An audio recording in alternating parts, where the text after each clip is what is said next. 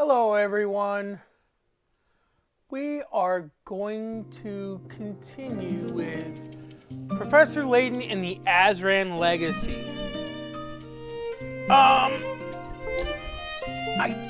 don't think I'm even halfway into this game yet, but let me pull out my phone.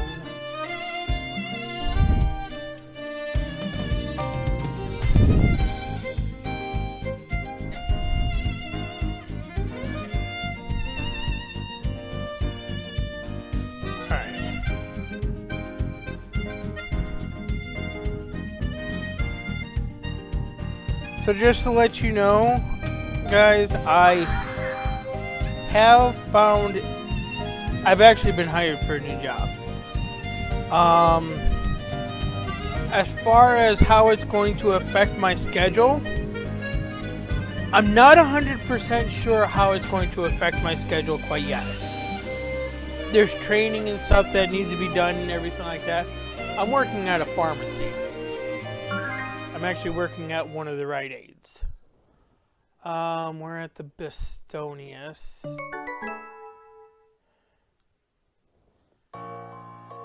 Story so far. The map displayed in the Azran Dome indicated the location of 5 Azran relics known as eggs. Layton and his companions now set out on their journey around the world in Professor Sycamore's airship, the Bistonius.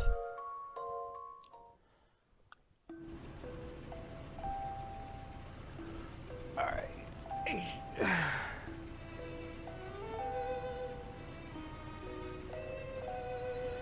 Hold on.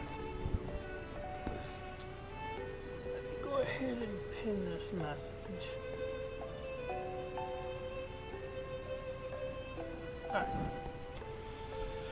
Alright, let's see what is in my trunk. Okay.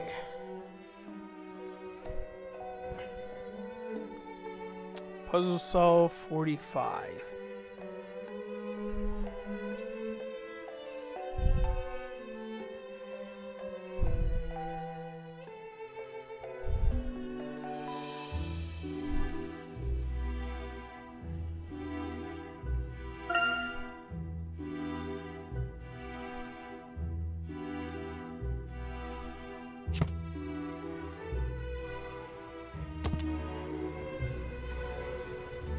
What puzzle am I at?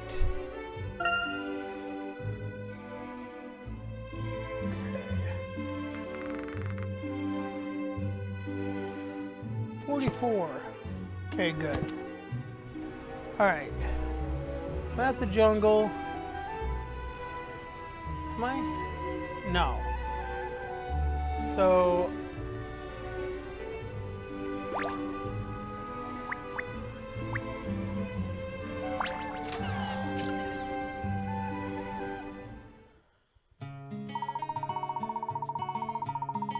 we're going to the jungle.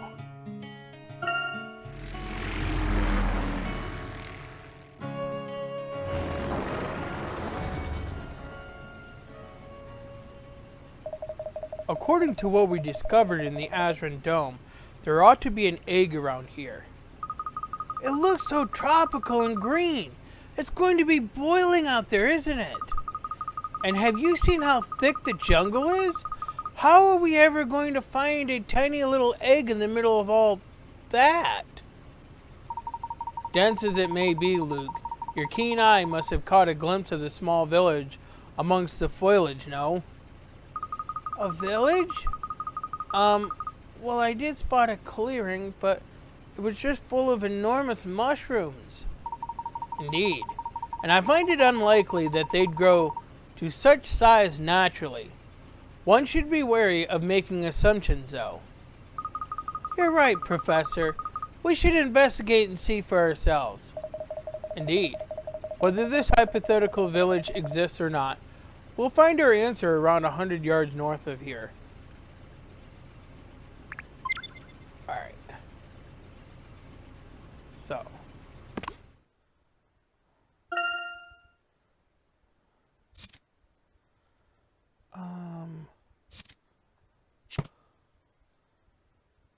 That did say new, didn't it? Oh. Ah! So the journals do have their own sections. Okay. Out of the window, a jungle stretches as far as the eye can see. Though the engravings in the Azran dome directed us to this verdant place, the dense foliage makes it impossible to see whether or not any Azran ruins are here.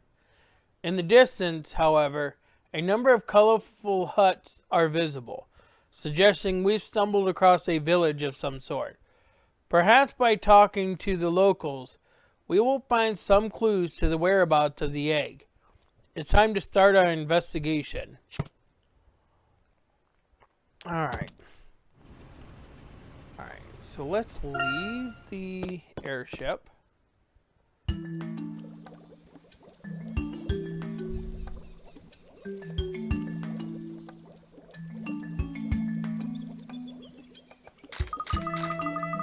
Just look at all these fabulous colors.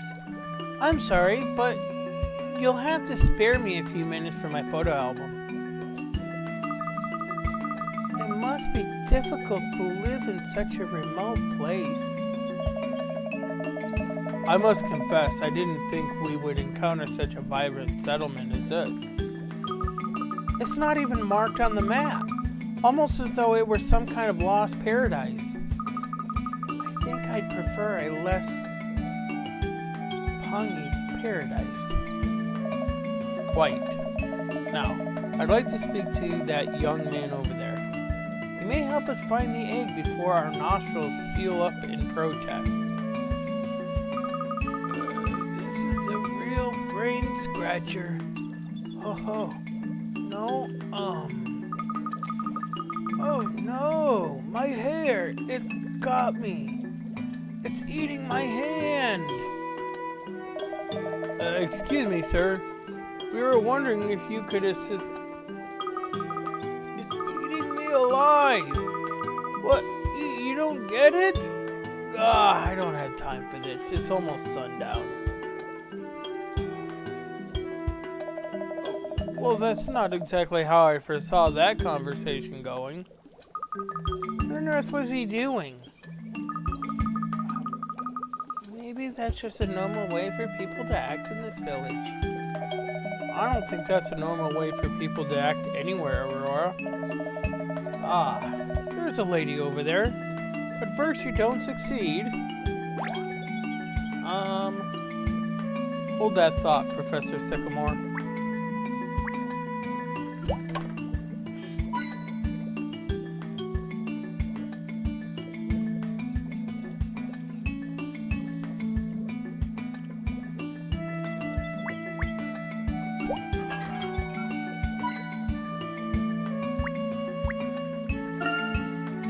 Oh, is this a mushroom as well?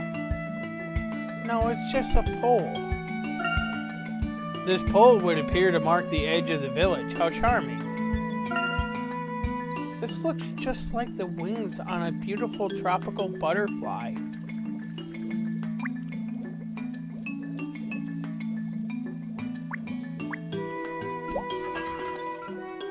I guess I can just click on that endlessly. What a marvelous flower. I don't recall ever having seen such a species. Oh, how exciting. I think I'll take a few snaps. All this talk of flowers reminds me of a puzzle.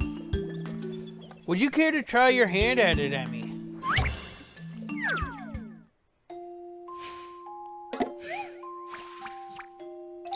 Oh, lovely blooming flowers. This family's pet goats have eaten all the flowers in their garden. And it's a real thorn in their side. They need to replant the garden, but they don't want two flowers of the same color next to each other. With this in mind, use the various places to fill the garden with flowers.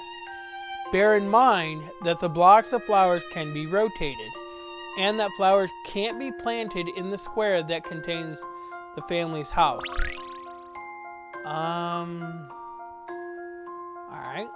Let me just grab a few things and just place some things down.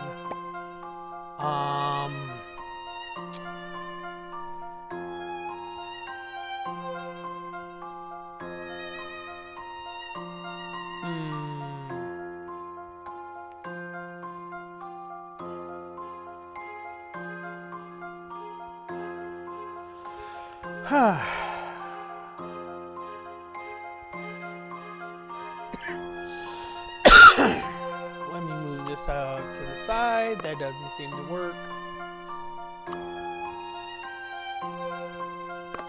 I think I want to turn this. Okay, that seems to be going okay. Can I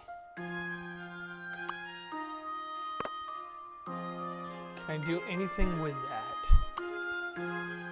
Okay. Well, let's rotate this, and then we'll do that.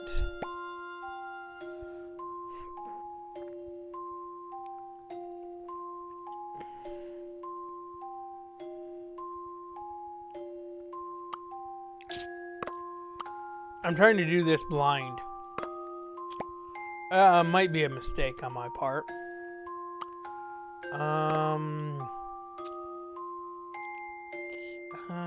Jeez.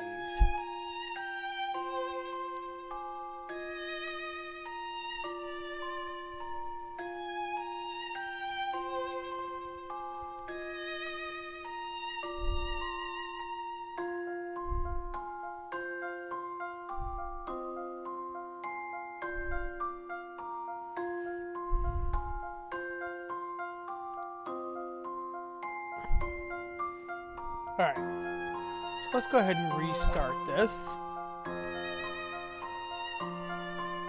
Alright, I'm gonna put this here.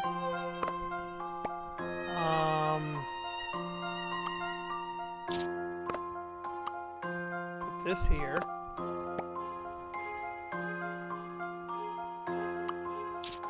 I'm gonna put this here. We're going to put this here, and we're going to put this here, and we're going to put this here,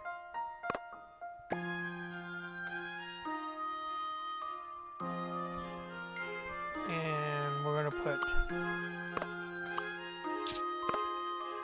this here, and I do say that this is going to come out. Set him up and knock him down. Huh, that was a cinch.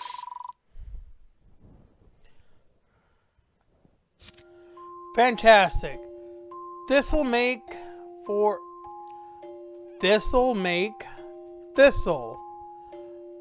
a beautiful garden. Both the family and their goats will be very happy.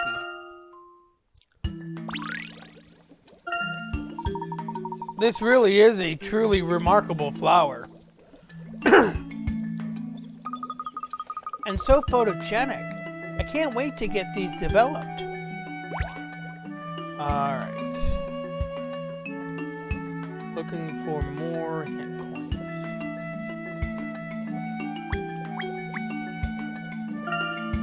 Ooh, there's walkways running between the houses. Photo time! The rope bridge acts as an easy way to get from one home to another. Maybe it's an easy way, but it doesn't look very steady to me.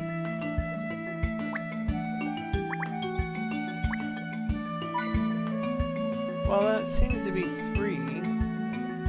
Let me just double check.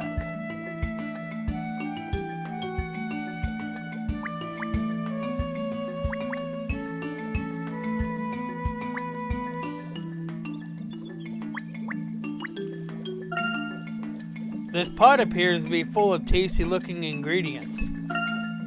The main ingredient seems to be mushrooms. Surprise, surprise. Whoa, look at it simmer! I'm starting to drool over here.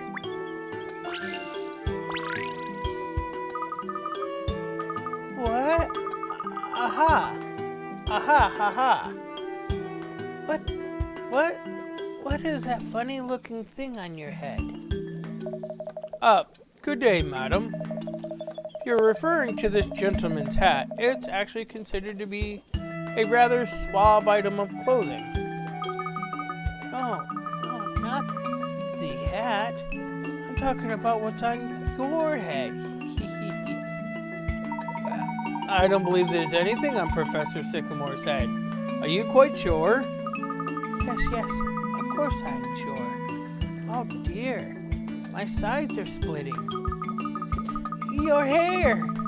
What's with those funny little bunches?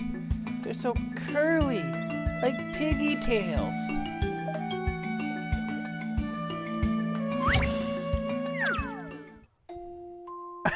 I think he's insulted.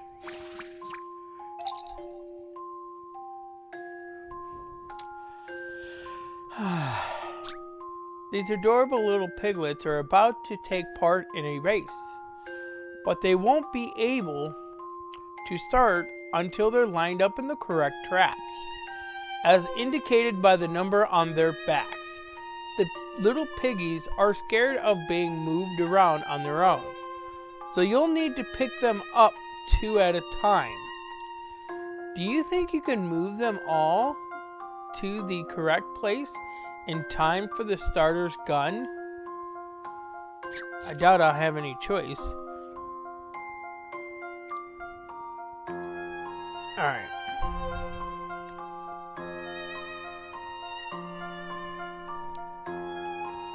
Use the stylus to slide the pen and position it above the 2 animals you want to pick up.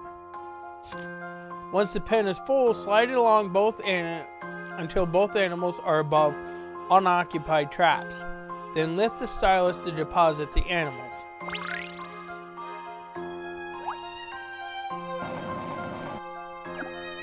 Okay.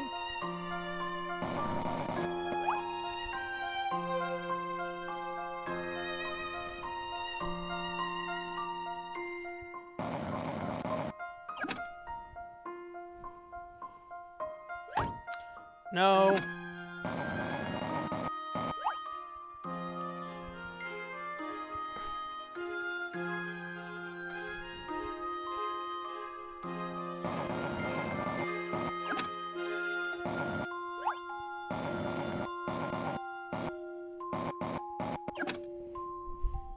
Let's try this. Puzzles are a tonic for the mind.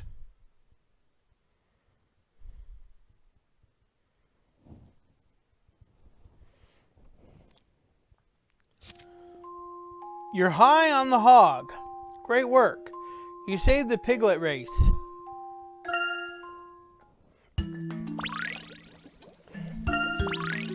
You got a new dress up request. Amanita's request. Aha! Ha! Alright. I've calmed down now. No need to get your knickers in a twist. Anyhow, welcome to our humble home of Fongji. I'm Amanita. We don't usually accept outsiders, but I think we can make an exception for you lovely people. While I can't say I appreciate the slight against my hair, I admit this place is fascinating. And the name, very evocative. Well, we haven't introduced ourselves. Desmond Sycamore, archaeologist. It's a pleasure. Layton. Like Professor Sycamore here, I also work in the field of archaeology. I see that the Allura puzzle pervades even the most remote of regions. Well, puzzles are a bit of a trend around here. Don't be too surprised if someone suddenly springs one on you. That you choose now to be the moment to warn us about that is something of a puzzle in itself. That did not sound right at all. Did I read that right?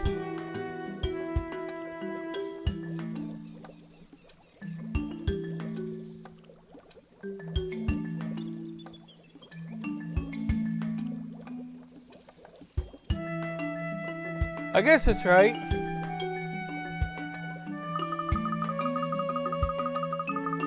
Listen, I'm really sorry about laughing at you. It's just, I'd completely forgotten how curly a man's hair could be. I see. The people of Fong Ji do seem to sport a rather particular hairstyle, I must say. If anyone starts giving you a rough time about being here, just tell them Amanita let you in. That'll sort them. You keep a level head and solve my puzzle, even after I got in your hair. And such wonderful hair, too. For that I'm grateful, Professor Pigtails. Sycamore. Excuse me, Amanita, but we have a favor to ask, if you don't mind. We're looking for a small egg-shaped stone marked with engravings.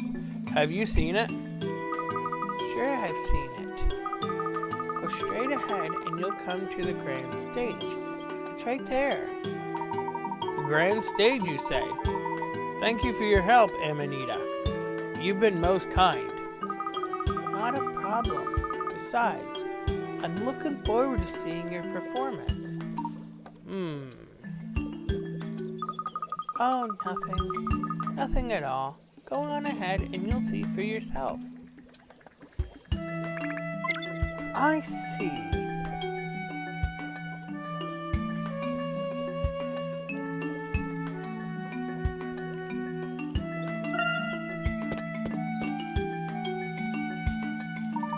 They've gathered quite the crowd here.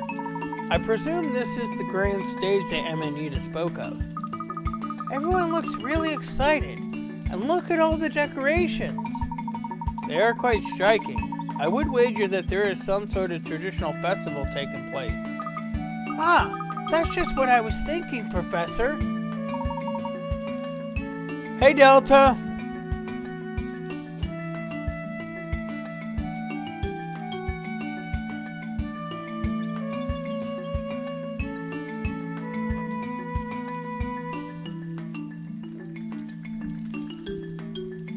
I'm sure. It's true. I worked it out from, what's going on around us. Well, that's very perceptive of you, Luke. Perhaps you can tell me then, what might the reason for this festival be? Well... Don't worry, Luke. At this precise moment, nor can I. Let's just observe the festivities a little, shall we? Huh. There's the man we saw at the entrance. What's he doing? Oh. Wow. So... I'm going to say... 4 coins. They say curiosity killed the cat. But I don't see any cats around here, so... Ow! Well, that's for the course. That was a bad pun, Luke. This chair is covered in all sorts of flashy decoration. All these bright colors really do fit in with the local ambience. That seat got to belong to the chief. That much is obvious. Chief, huh? Found a hint coin.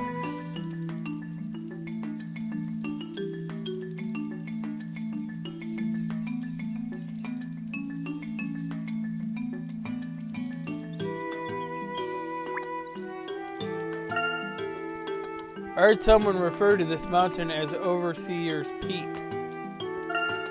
You can see the top of this mountain from anywhere in this village.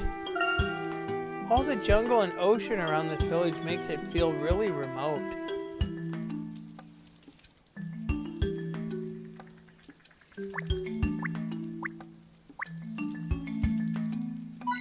That's 2 hint coins.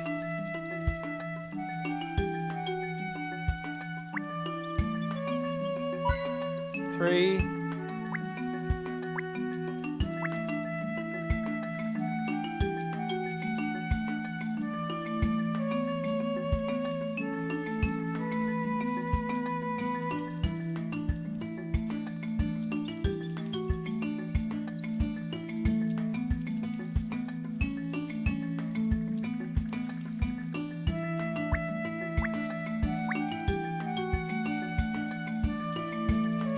Where's the other one?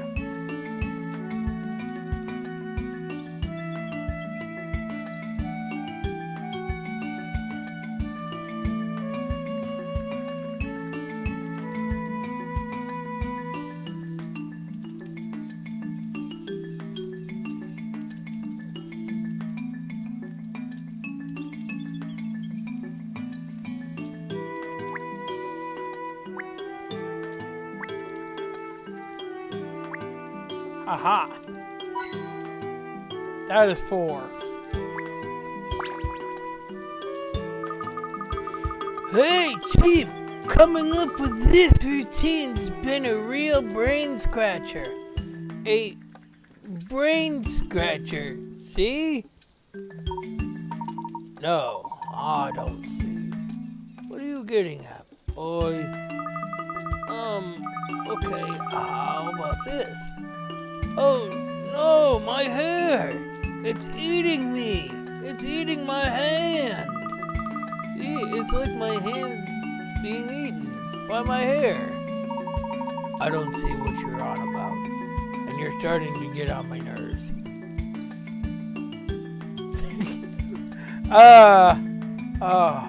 The feeling's mutual. This festival's been going on for days now. And all these acts have been going right over my head. Get off the stage. I can feel my lumbago acting up again. Oh, come on, Chief. A little Smurf never hurt anyone. Why don't you give it a try? Oh, what's the point? I've gone through all my best material. And you won't even raise an eyebrow. It's no use. No use? Chezzy, love, you're not trying hard enough. Just think of something to really grab his attention. But Chief Moral's been like this for weeks now. Even if I went back up there and fell flat on my face, that stage would still be a laughter-free zone. Oh, cheer up, love. Life's a bed of roses, and they come with thorns to boot. You've got to be thick-skinned. What peculiar people? Are they involved in some kind of contest? If I had to guess, I'd say they're trying to make the village chief laugh. So it would seem, Luke, and I certainly can't fault them for their efforts. But surely this ritual has some bearing on the Aura Stone, does it not? I don't think so. It just looks like a party to me. Why does he have it around his neck?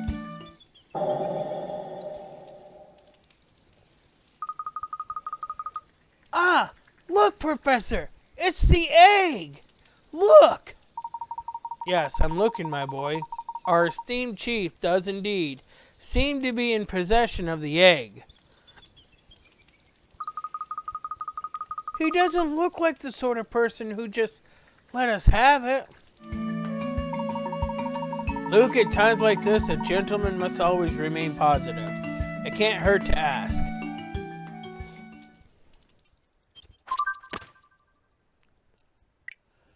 The village chief, Fong Ji, steadfastly refuses to so much as smile, no matter how much the locals try and entertain him. A festival with the aim of making him laugh has been going on for days now. Why won't he laugh? The poor man hasn't laughed in weeks. Perhaps he's just not a very cheerful sort.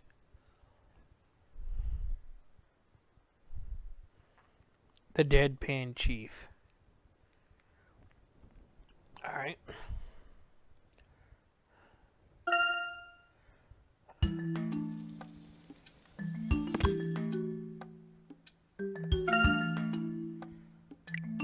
Judging from the locals' architecture and fashion, this village has developed its own distinct culture, and the villagers certainly don't seem to be accustomed to having visitors. Fortunately, a lady by the name of Amanita has shown us kindness, and even told us exactly where we will find the egg. The village's grand stage. Perhaps I misheard, but I'm almost certain she said something about looking forward to seeing our performance. What could she have meant? I think we know now. Alright. I'm gonna look at Amanita's. And I'm gonna try to see if I can build an outfit. I still need Prima's to do. But I don't have the costumes for her. Oh, hello there. You're the ones who make those fancy dress outfits for people, are you? I'm not sure they could be considered fancy dress, to be completely honest, Amanita. Well, they seem pretty fancy to me. You know, I'd love it if you could make one for me, too. It'd have to be something with lots of bright colors. And it must be comfy and roomy and as cute as a baby cheetah. Hey, Pebble!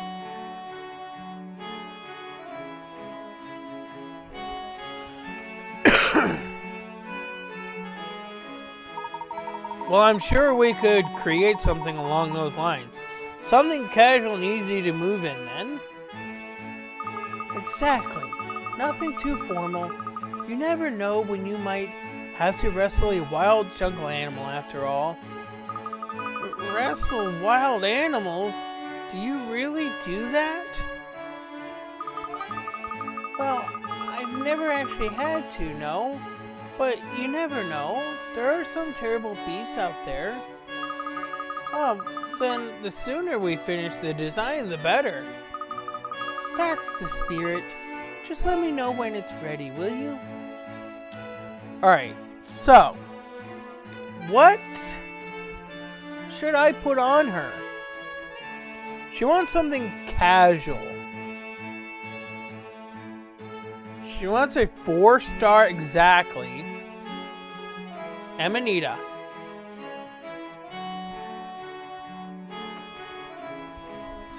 The bear hood? Okay, we'll do that. Alright. Striped V-neck. I don't have that. What about the bottom?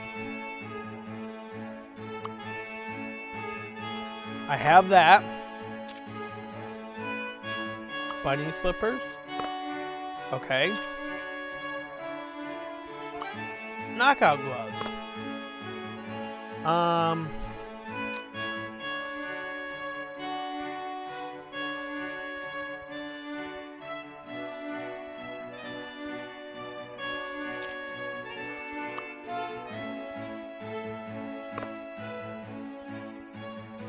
I don't have the top, which is quite okay. Okay.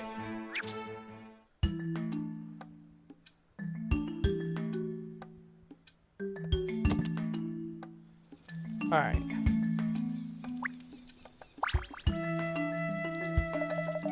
Oh, I see what your game is. Here I am, putting my heart and soul into my work for the village, and you think you can just come along and steal my thunder. What did we do? We were simply hoping to obtain an audience with your chief to discuss the possibility of a trade. Knew it. You've got that beady look in your eyes. Well, you, sir, will not be skipping your way down the queue. Not you, not anyone, got it? Oh, no, really? We were just watching the festival.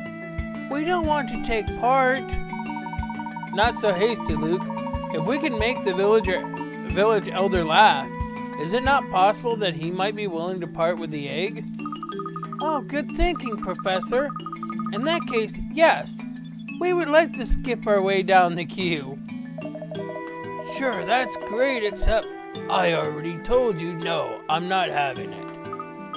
Oh, right. Professor, I guess not everyone here is as friendly as Amanita.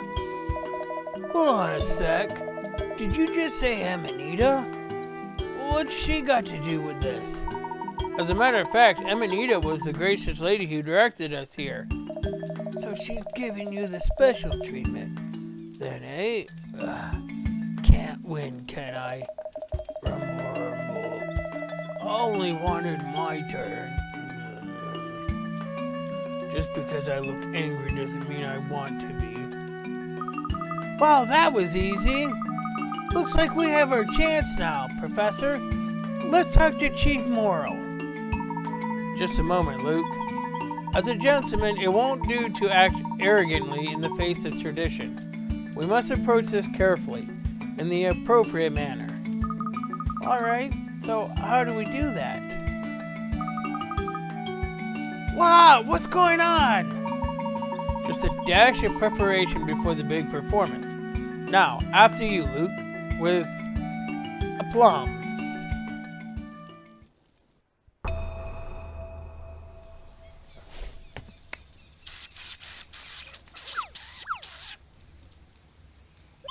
That's Quack, quack. great.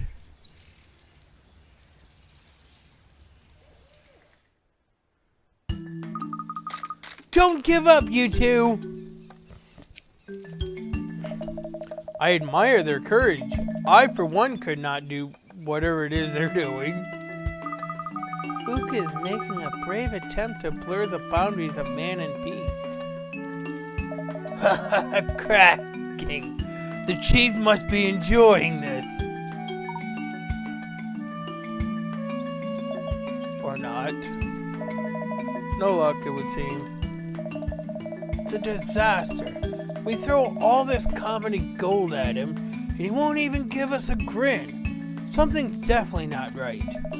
Take it your elder wasn't always of this less than sunny disposition. No, and we haven't a clue what's changed him.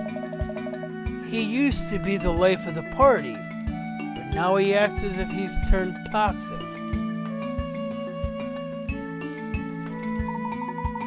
Our stalwart opponent stood his ground this time. Perhaps a crab impersonation would have had more charm. I got right up close, pulling all sorts of faces at him, and it's still not even a titter. Well, never mind. It was a gallant effort nonetheless. You're up next, Professor Sycamore. Maybe your hair will do the trick. It certainly made Amanita crack up. Well, rather than relying on my fashionable hairstyle, I thought I'd have a shot at some good old British comedy. Bit of dry humor for that wet blanket. That should cheer up Mr. Morrow.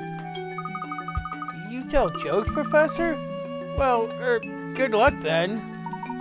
Professor Sycamore's cutting wit. Maybe just a solution to our comedic dilemma. Hey, Alex!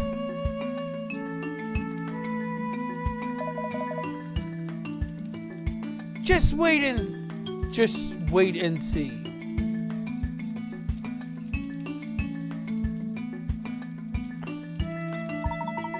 Phew, what is that sickly sweet smell? Is there a fruitcake somewhere around here? Aha, I believe the scent you've detected is my cologne. My name is Desmond Sycamore, and I'd like to tell you a little joke in exchange for that egg. Go on. Aha. Once upon a time, there was a family of deer in a forest. A mother, a daughter, and a son. The mother deer was renowned for baking delicious cakes. She would make them for all the other animals in the forest. Everyone talked about what a lovely family they must be, so kind and giving. One day, though, the mother deer caught a cold, so she asked the son to go out and deliver the treats to her in her place. The son agreed, picked up a basket filled with goodies, and left the house. First stop was a house belonging to a family of rabbits. The rabbit family had never met the boy, but they welcomed him in, saying that, knowing his mom, he must be a lovely boy indeed. They sat down, and the rabbit, surprised, the young deer began to scoff up all the cakes right in front of them. He then proceeded to smash up their home before darting off, shouting and screaming. Shocking behavior. Needless to say, the animals of the forest learned an important lesson that day. You shouldn't judge a buck by its mother. Wise words. Didn't you say you had a joke to tell me? Well, you see, that bit was at the end was the joke. It's a witty play on a common idiom. Witty? What was witty about it? And here I had my hopes up because you smell a bit like my favorite pudding.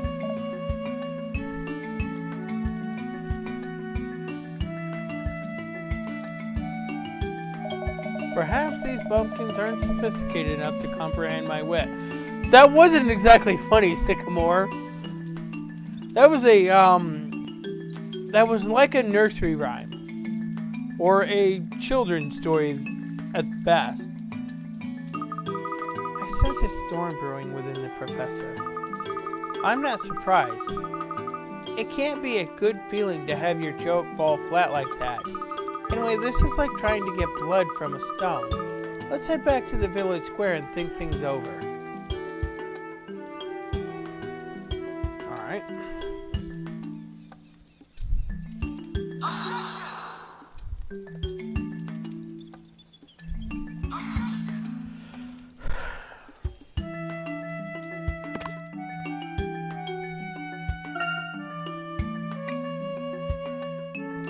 An unusual festival is taking place at the village grand stage, the purpose of which appears to be to make the village chief laugh.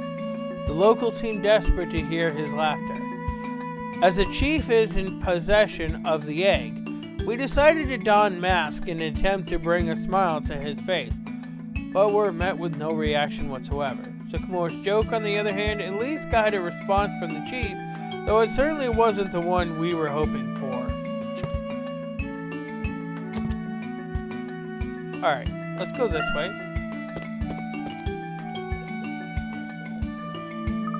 How about we put on a play next? A real feast for the senses. Do you think that would get the chief to crack a smile? The senses.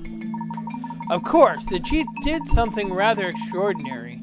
He could distinctly smell Professor Sycamore's scent. In this simple fact alone, there may lie a significant clue. First, someone laughs at the sight of my hair, and someone else tells me I smell like a cake.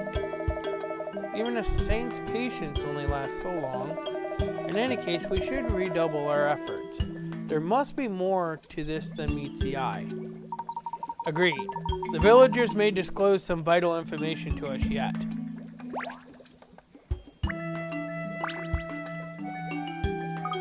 Ah, it's Professor Pigtails and his luscious locks.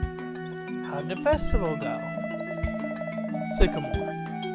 And it was an entertaining experience, thank you. However, it doesn't appear as though your chief will be in a celebratory mood anytime soon. Ah, well, never mind. Another day, another glorious sunrise. By the way, do you fancy staying for dinner tonight? I can cook up a mouth-watering stew, you know. Oh, really? Have you any traditional ingredients? Oh, yes, plenty of those. 40 foul cap, mature parsnip, and a liberal helping of moss and bark for that added texture. Sorry, can't tonight. Washing my hair. Don't worry, it's perfectly safe once you boil off the poison. Just look at the chief. He comes round every day to eat the stuff. He's a picture of health.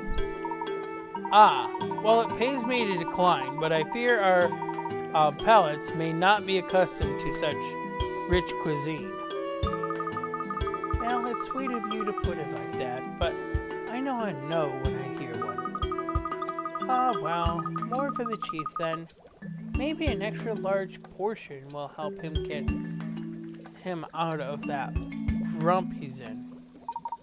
You have any idea as to what could have caused it? I really can't say, but there's definitely something off about him. Something more than just a lack of sense of humor.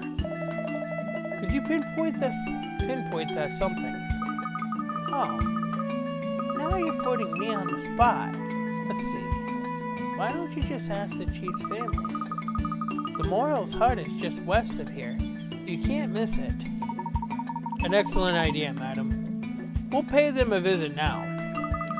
Oh, you might bump into his granddaughter there. A little bit eccentric, that girl, but cute as a button. just like her name. I guess we have no choice then.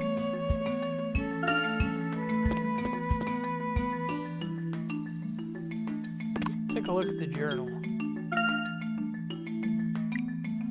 Once the life of the party, the village chief appears to have become a famous grump lately, seemingly unwilling to give so much as a little chuckle.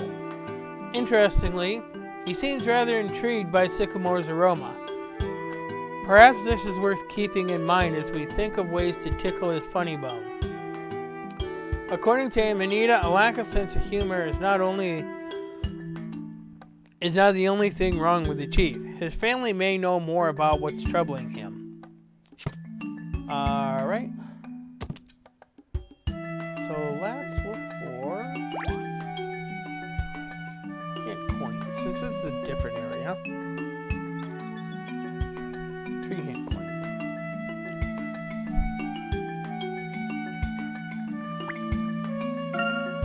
All these feathers are a bit over the top, don't you think? I suppose these feathers are intended to ward off evil. It makes sense that the chief's home would have some flashy decorations. It might look half asleep, but it's got razor-sharp reflexes, I'm sure. Why doesn't he look me in the eye when I'm talking to him? Did you know that chameleons can move both eyes separately?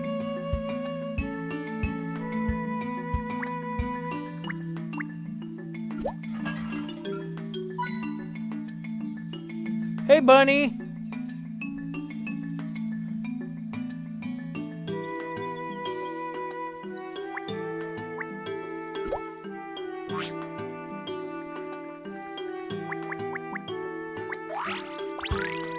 Found a new item. Unbelievable boomerang.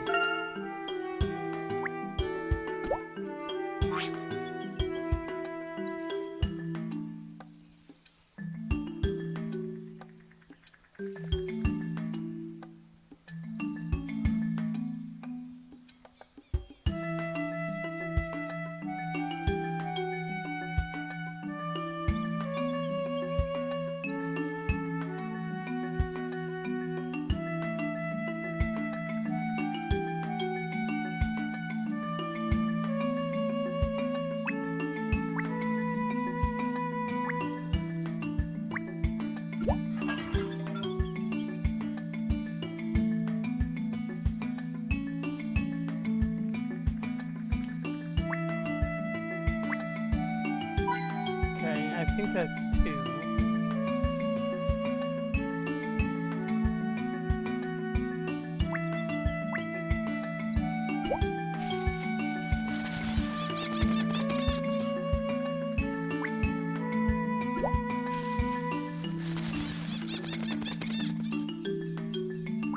Are you kidding me?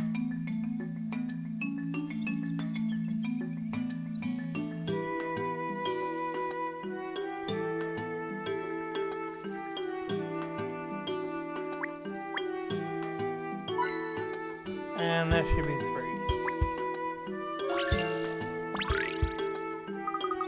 Oh! Outsiders! No, no, no! You're not allowed to talk to me! Mom says you're not supposed to talk to strange children. Surely she didn't say that. You must be the chief's granddaughter. Button, is it? It's alright, you can trust us. We just want to ask about your grandfather. How do you know my name? And about Grandpa? And what's wrong with your hair? Seems safe to say we found the right hut, Professor. That's not fair! How do you know so much? Do you know everything?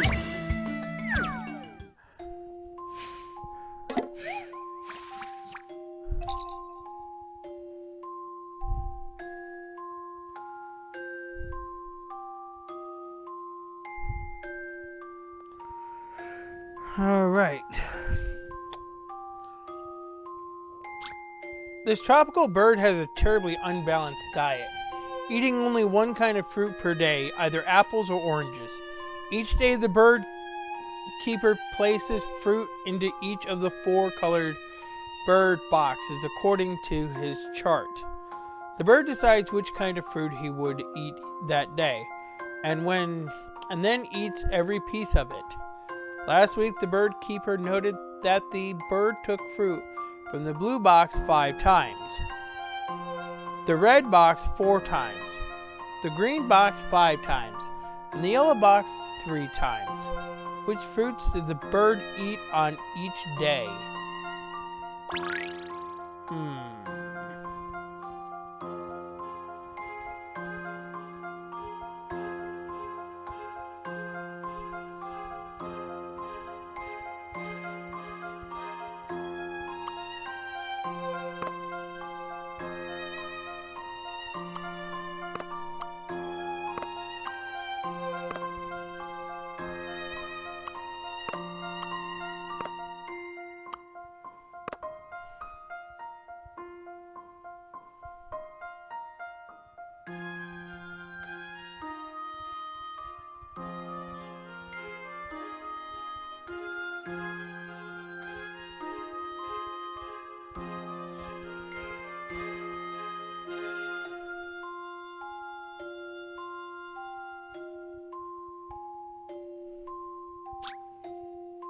Let's see.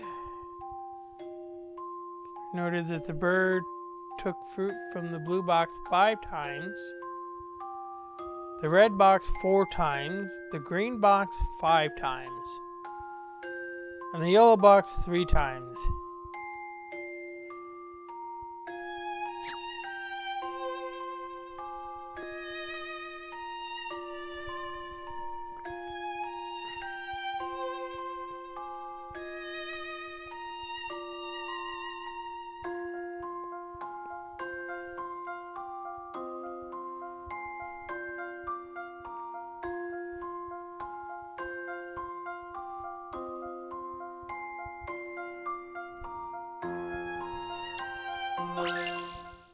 I've got a good feeling about this one.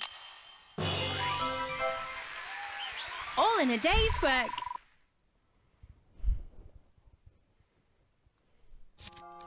That's right.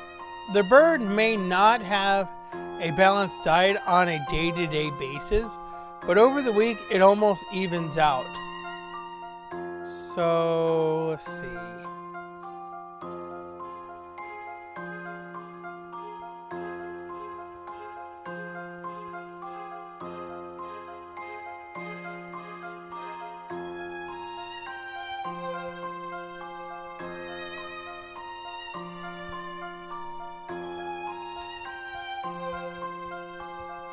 Yeah.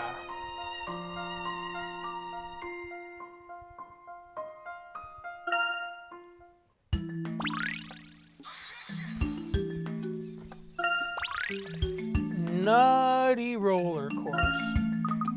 If you know so much, you can't really be outsiders, can you? Why didn't you just say so? Does that mean you'd be willing to help us, Button? Well, of course. Mom says people who solve puzzles are always welcome. Your grandpa's been having a bit funny recently.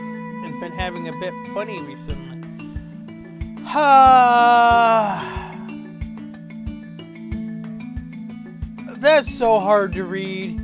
Your grandpa's been having a bit funny recently, hasn't he, Button? Do you have any idea why? That made no sense at all. Oh, yeah, I think I know. Been falling over a lot. For almost a whole moon now. This morning he walked in for breakfast completely caked in mud. Mom was furious. I bet.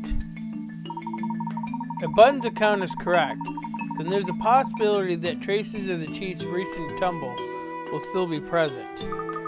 Don't worry, Button. We'll get to the bottom of this. Okay, but are you sure? Mom always says you should aim for the top.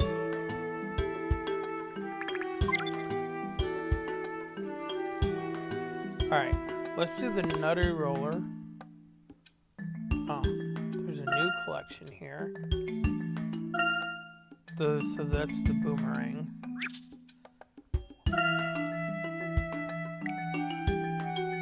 Speaking to Little Button, the chief's excitable granddaughter proved to be quite helpful. It seems the chief's been falling over a lot of late. Indeed, he even turned up to the breakfast table covered in mud this morning, much to his daughter's irritation. Not long has passed since his last fall, so traces of it may still be present in the mud. We should go further into the jungle and look for clues. I suspect there may be some connection between the chief's ill humor and his recent tumbles. Alright, let's do the nutty roller.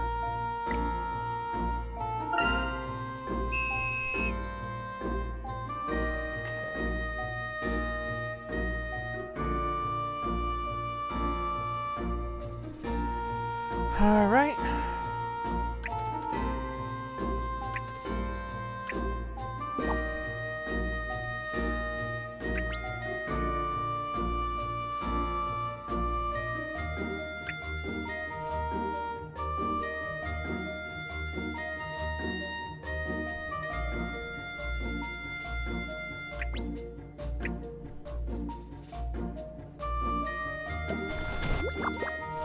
Alright.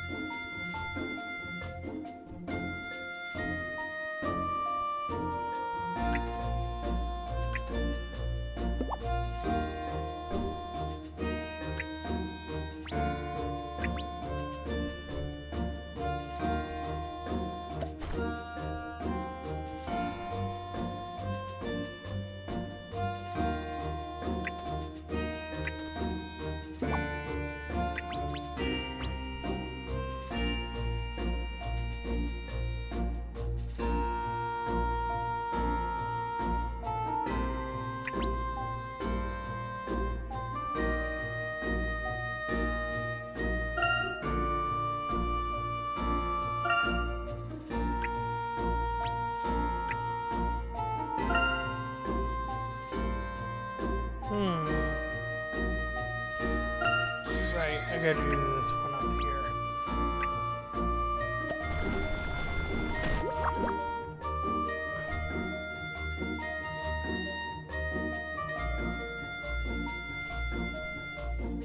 Alright.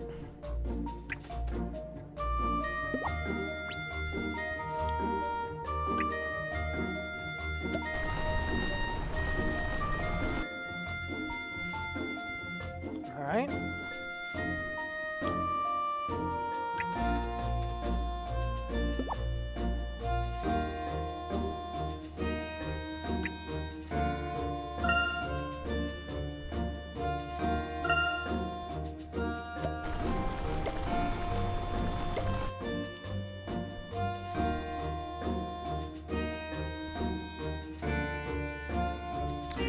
Alright. That'll work.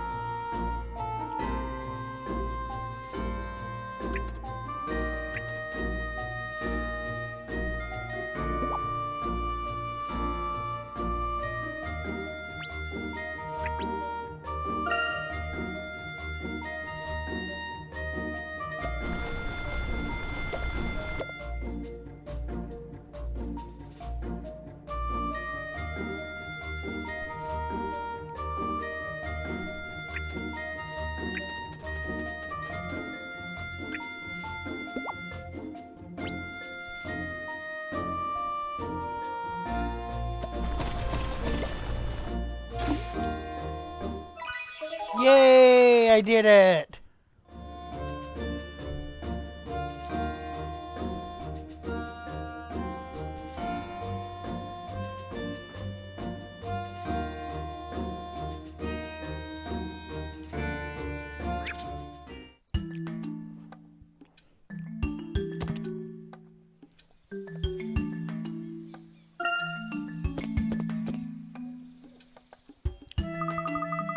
Whoa, I think my shoes are filling with mud. It seems that only the village center was constructed on firm soil. Be careful that you don't slip. Maybe the chief slipped somewhere around here. Very likely. Let's give the area a quick once-over, shall we?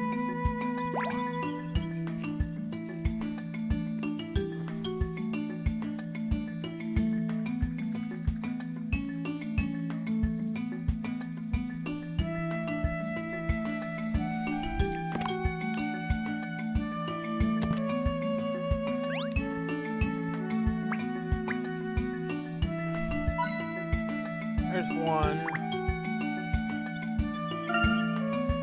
A natural bridge formed from a fallen tree. What a stroke of luck. It's wobbly. It's creaking. You know, Luke, I think it might just break. It's full of holes. You'd need to be brave to cross this kind of bridge.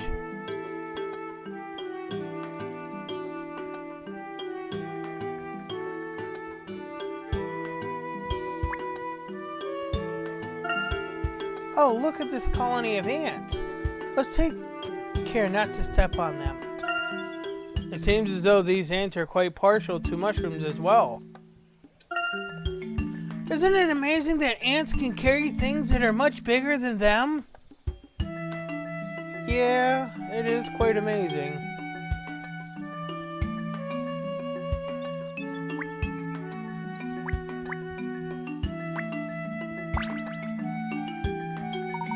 Luke, what do you make of this?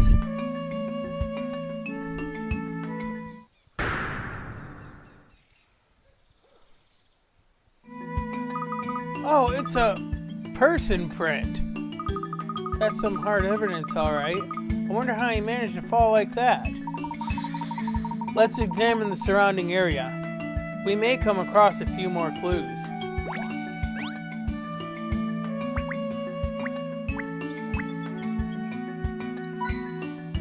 There's two.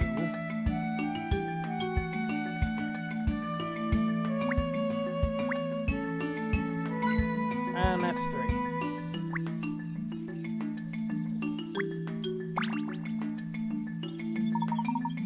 A large, distinct imprint.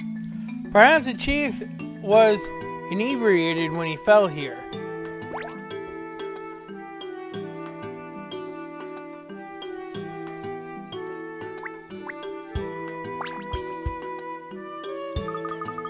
These roots are quite thick, are they not? And they aren't very easy to notice. Do you think this is where the chief could have tripped? You don't think so? Ah, Professor, it's one of those really smelly Rafflesia flowers. Let's not check over there. Unpleasant odors should not hinder one's investigation, my boy. Note that the flower has been trampled on. It has? You're suggesting that the chief slipped on those large petals? Have a closer look, Luke. Don't be afraid. Well, if you say so. Huh? That's funny. It doesn't smell at all. Well, there you go. Sometimes nature can be the greatest puzzle of all. But even if it doesn't smell, how come the chief didn't notice such a large bright flower? Button mentioned that her grandfather only started falling over recently. We should look elsewhere. Perhaps we can gather more information back at the chief's house. Shouldn't we look around a bit more first?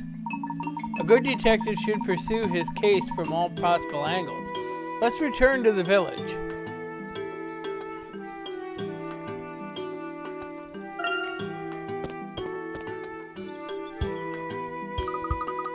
You're back. Did you find it? The place where Grandpa went squelch? We did indeed. Thanks to you, Button. Oh, then I'm glad I was around. I wouldn't want to miss all the thanks. But if you want to know about Grandpa, why didn't you just ask Gran? You're silly people. Oh, we'd very much like to if it's no trouble. Where might we find her? Her? Who's that? Oh, you mean Gran. Yeah, she's in the house. Actually, I already asked Gran if I could ask you if you could ask Gran to tell you about Grandpa. And what did she say? She said to talk more slowly next time, not to ask weird questions, but I think that means yes. What?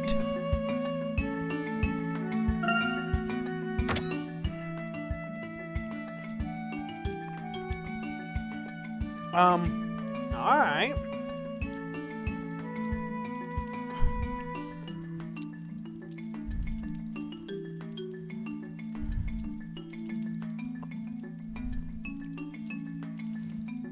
Alright.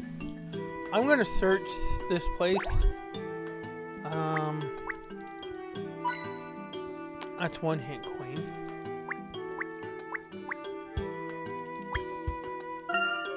Doesn't this pillar get in the way when people are having a conversation?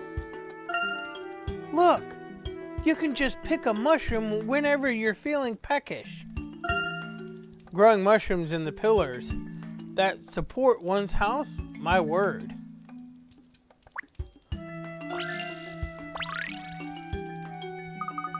I wonder what's in this little bag.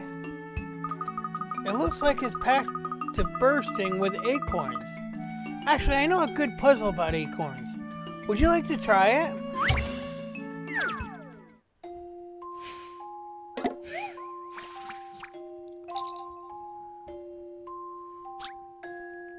On their way back to their forest homes, these three squirrels each stop in some of the clearings scattered around the woods. When a squirrel passes through a clearing, it takes every acorn it can find, leaving none for the others. The numbers on each of the clearing indicate how many acorns they contain. The squirrels set off, one after the other, from top to bottom. And when they all get back home, they have the same number of acorns. Which route did each of them take?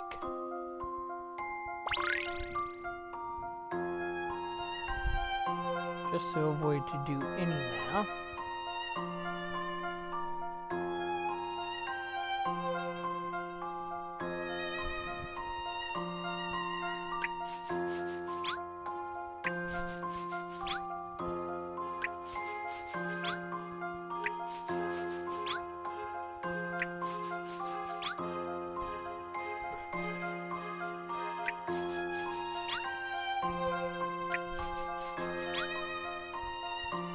Wait a minute.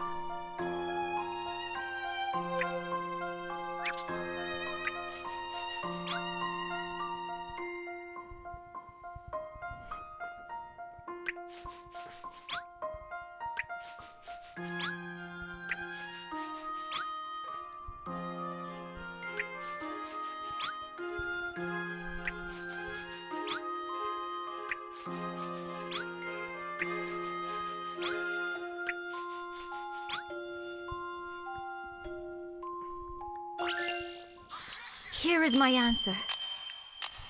I enjoyed that. Nutcracking, good job.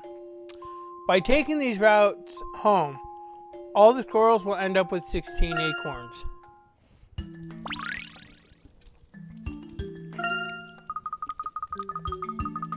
Those squirrels certainly picked up plenty of acorns. Are they going to eat them all? I don't know. Maybe they'll share them with some bird or something.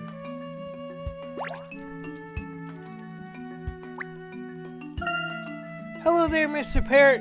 Who's a pretty boy then? I'm not, Mr. Parrot.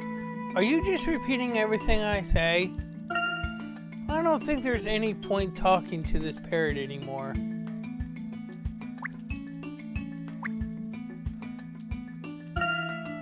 Oh, these holes let birds fly in from outside, don't they?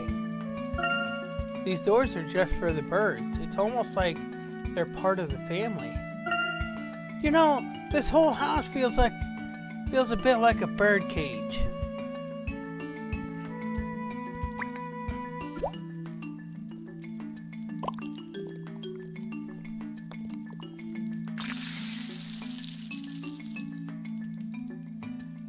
Seriously?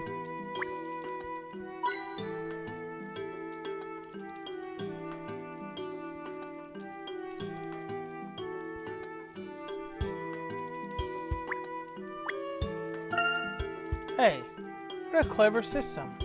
I hope the yolk comes out running.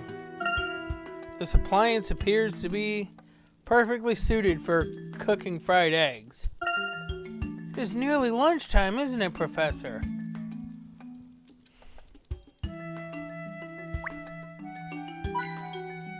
And I think there's one more.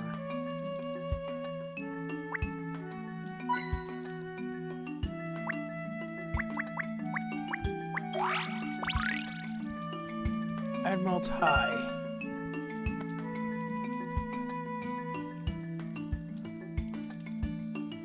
I think that's it. I've been expecting you. A little stalk tells me you're concerned about my other half's well-being. Nobody's giving you any trouble, are they? I swear the manners in this village went out with the bathwater a long time ago. On the contrary, the hospitality we've been shown is refreshing. Good. It wasn't always sunshine and philodendrons, you know, but time's getting on. Best you head back, I think. Actually, we were wondering if you could tell us something about your husband's recent behavior first. Oh, that old fossil? He's not the sprightly young thing he thinks he is anymore, but he still reckons he can hunt. My other half was half the hunter he used to be. We'd have food on the table before sundown. So you think he's just getting too old? Too old and too senile.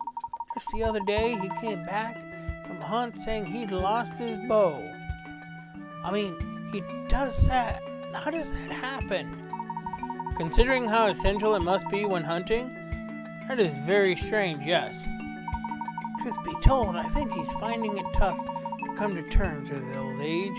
I haven't seen him smile for weeks. And if I had a truffle for every time he just waltzed off, I'd be stuffed. But you can pretty much guarantee he'll come barging back through the door while I'm in the middle of cooking dinner.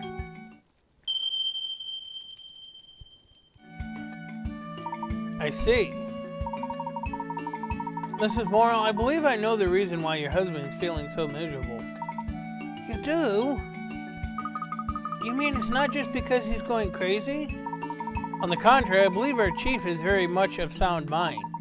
And if my theory is correct, there's a good chance that we'll be able to change his attitude. Oh, please. Anything to get him out of that dour mood. Don't worry, Mrs. Morrow. We'll do everything we can. Please, Mrs. Morrow makes me feel old. Call me Lepidile. Or Lepidella. Another puzzle solved, Professor? Not just yet, Emmy. While I may have determined the root of the problem, we have not yet offered a solution. We're going to have to build a special accessory. Are we making some more funny mask? Oh, how about a big cat this time? Like a cheetah or a leopard? Oh, that's not quite what I had in mind. But let's not get into that now. First, I'd like to focus on gathering the materials we need.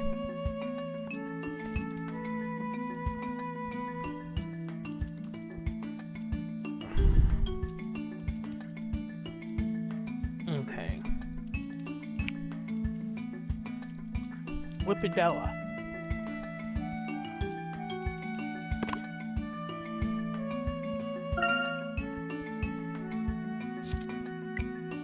A short distance into the jungle, the outline of the chief was still visible in the mud. It looks as though he tripped over a large colorful flower that should not have been difficult to miss. Perhaps he was not looking where he was going. It was only after we talked to Lepidella, the chief's wife, that I was able to work out what was wrong with him, as well as what needs to be done to restore his sense of humor.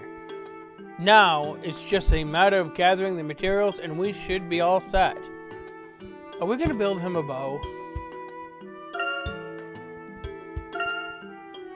Butterfly's wings fluttered gently, deceiving the eyes of any onlooker. Okay.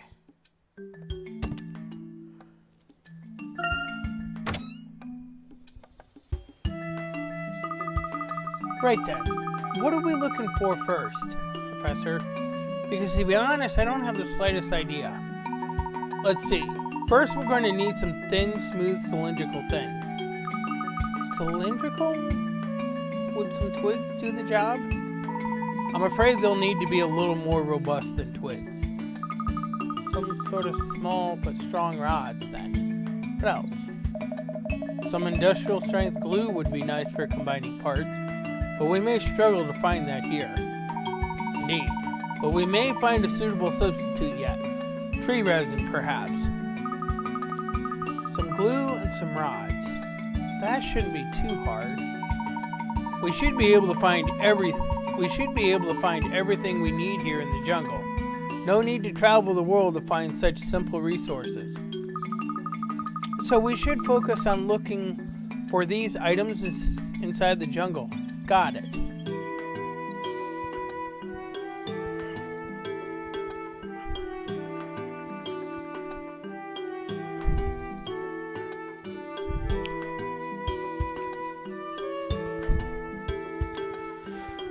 Alright,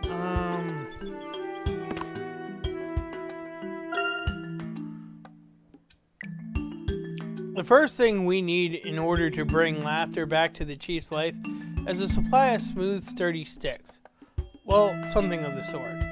We also need a glue-like viscous substance. In a jungle like this, it should be easy enough to find some sap that would do the trick. It would be best to find the materials in the village after all. Should the tool ever break, the villagers will need to repair it with materials that lie close by.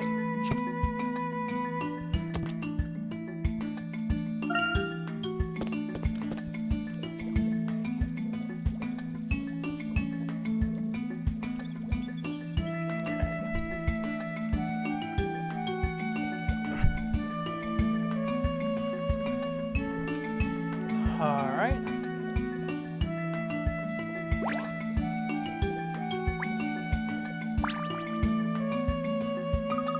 Oh, it's a snail! Luke, I wouldn't touch that if I were you. Ah, why not? That snail produced an extremely dangerous liquid. I'm really quite astonished to find this species in such a humid climate. Is it poisonous? No, not poisonous. However, one touch may still be enough to incapacitate you. Right, Professor? Exactly so. You see, the snail secretes an extremely potent glue. It is potentially stronger than superglue, in fact. Oh, I'm glad I didn't touch it then. Phew. We'll have to be especially careful when handling it. Let's see if we can get some in this jar.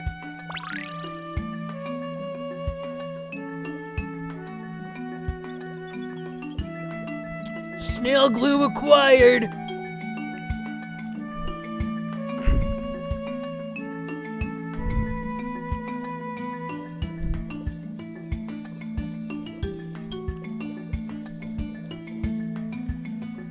Alright.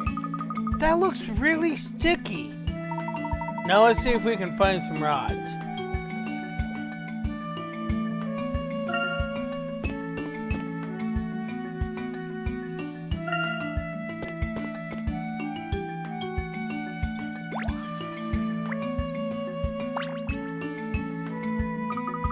Hello, Amanita.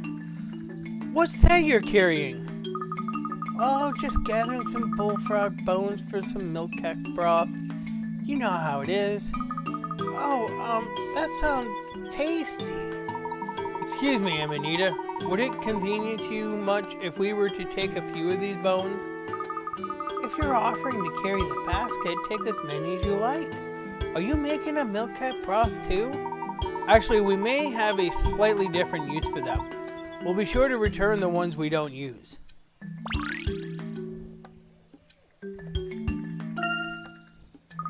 Oh, you're an angel. Don't be too long about it, though. I'll need them for dinner. Yuck! Do we really have to use these bones, Professor? Given the circumstances, we have no better alternative. Besides, I think they should be quite adequate. Really? But they're all sorts of shapes and sizes. Indeed they are. Well, the rods and the glue are both accounted for, which means we're nearly done. What else do we need? The last component for our accessory needs to be something translucent. Something that allows light to pass through. Translucent? Like ice? A prime example, Aurora, but ice would be unsuitable in this sweltering climate. It must also be able to withstand being cut. That doesn't sound like it'd be the easiest thing to come across. No, I don't expect we'll find such a resource just lying around on the floor. Perhaps the people of Fong Ji will be able to help. Ah, something's coming!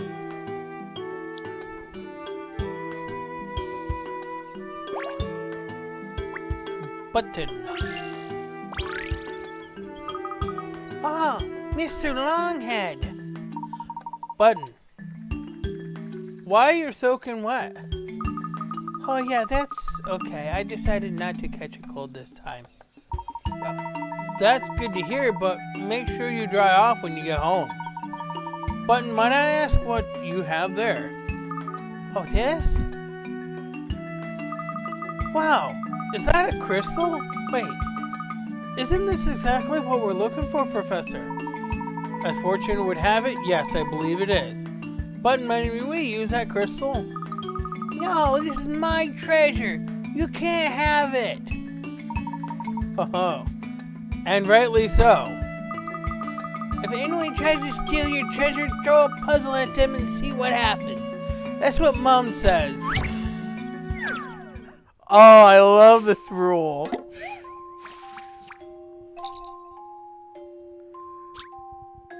These three bossy children would like you to pick fruit for them. A. I want all my fruit to be the same color. And I want to have one more piece than C. Okay. B. I want fruit from a tree that isn't on the edge. And it better not be blue. C. I want fruit from a tree next to the one B gets her fruit from. I want one more piece than her. And all my fruit has to be the same color. This is going to be hard. If you satisfy their demands, perhaps they'll be quiet for a while. So get picking that fruit. This is going to be difficult. Alright, well, how about we do this?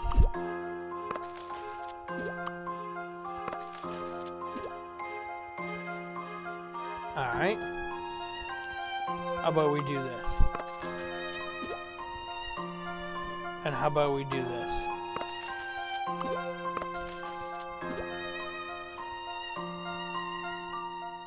Alright. Here's my answer. Critical thinking is the key to success. Totally tropical. You can satisfy all the children's demands if you give 3 yellow pieces of fruit to A, 1 piece of green fruit to B, and 2 pieces of blue fruit to C.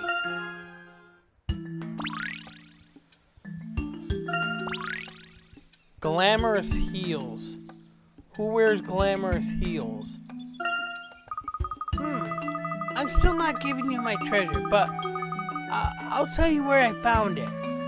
I went over a really wobbly, really dangerous bridge. A bridge?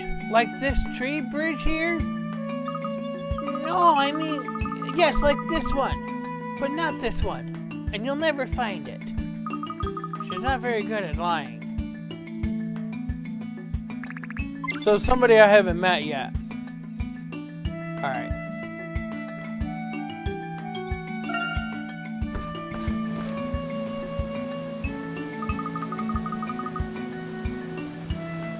Phew, we crossed it. That wasn't so bad, says the boy who wouldn't let go of the professor's hand. Only because somebody kept shaking the bridge by stomping their way across. Good to see you two getting along as usual.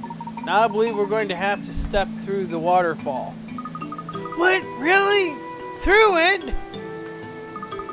I think I'd prefer not to step under that torrent of cold water, Professor. I'm hardly keen on being soaked myself, but I believe the path continues on the other side. And considering the state of Button's drenched clothes, I suspect the crystals we seek are beyond the waterfall. Such a precocious child. She wasn't particularly good at keeping her secret. I don't think my hat's very water resistant, Professor. Couldn't we find some way to shelter ourselves first? I fear my own hat is not impervious to the elements either. We should just have to dry them off afterwards. I don't like the sound of this at all. Can't you do something about it, Emmy? Oh, come on, Luke. It's just a bit of water. Alright. How can I say no when you're giving me those puppy dog eyes? I think I got hint coins. Alright,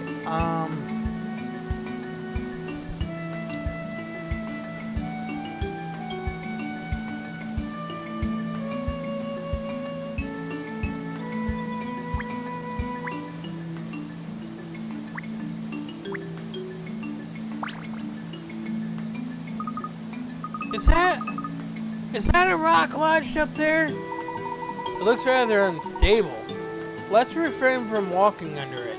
I'll handle this, Professor. Stand back, everyone. This will only take a jiffy. Ah, she's scrambling right up the cliff. And with remarkable speed, too. She barely pauses between finding footholds. I can't even see what she's holding on to. And she's reached the top without a hitch. Impressive. Hey, you might want to step back a bit further in case the water sprays.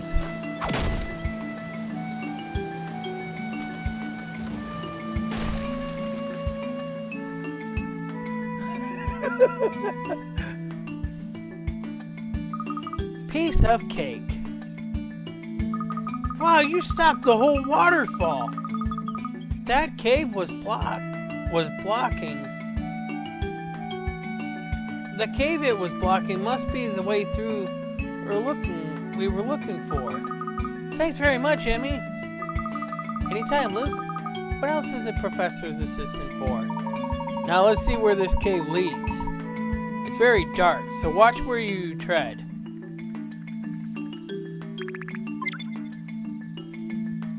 I think I want to go back here.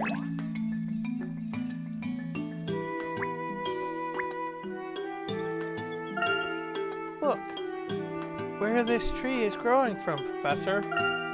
It's going straight out of the edge of the cliff. It's bound to fall off. Its roots must be firmly planted. I'd wager this tree is rather sturdy.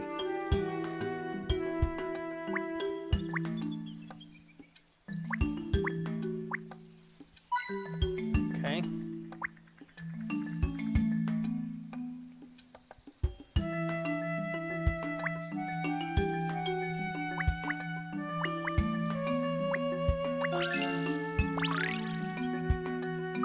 Look, Professor, someone went and hid a puzzle here. Lovely. I'm sorry?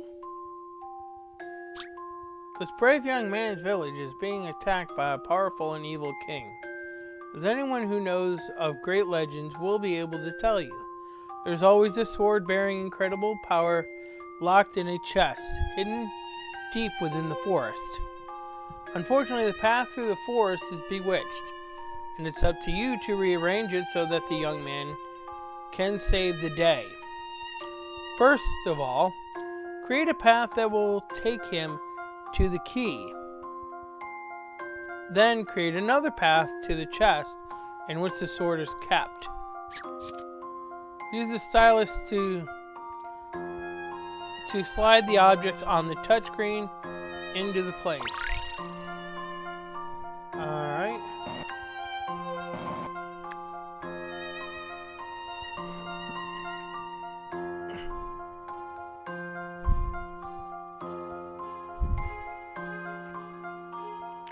I will be right back to that puzzle.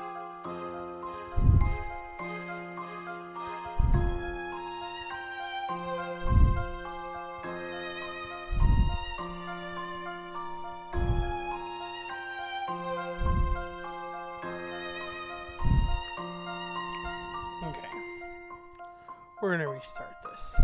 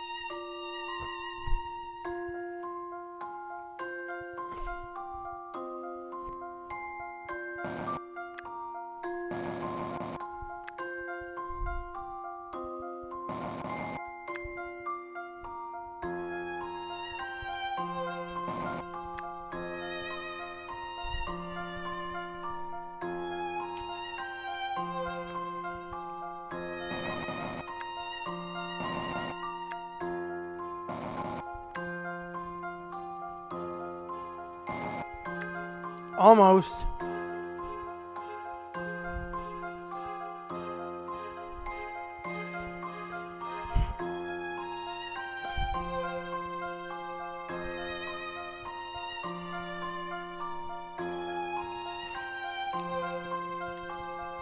Hold on, I think I messed something up.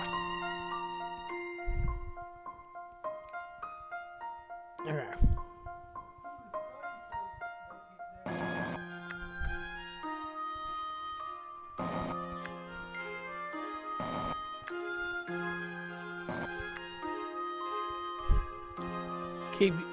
I keep confusing move a tile right from moving the tile, the right tile.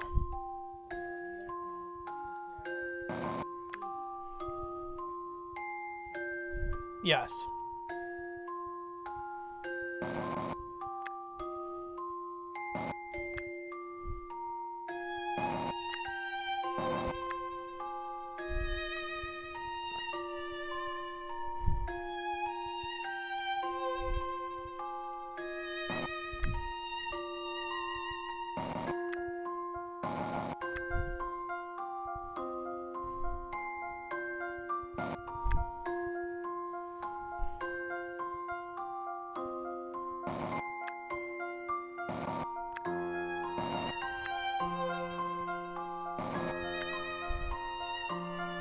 That's better.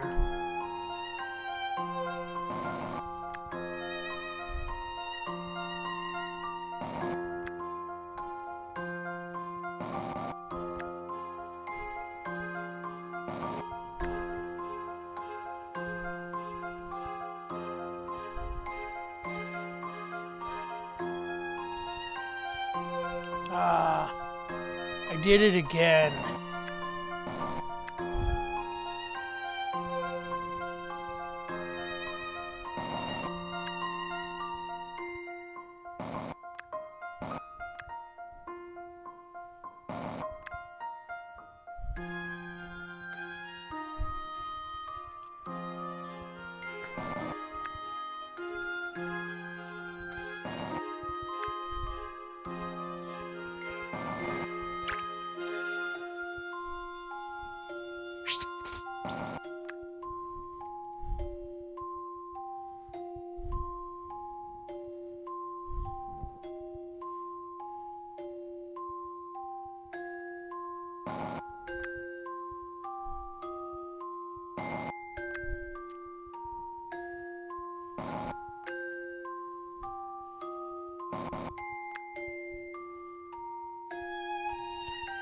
I screwed up somewhere.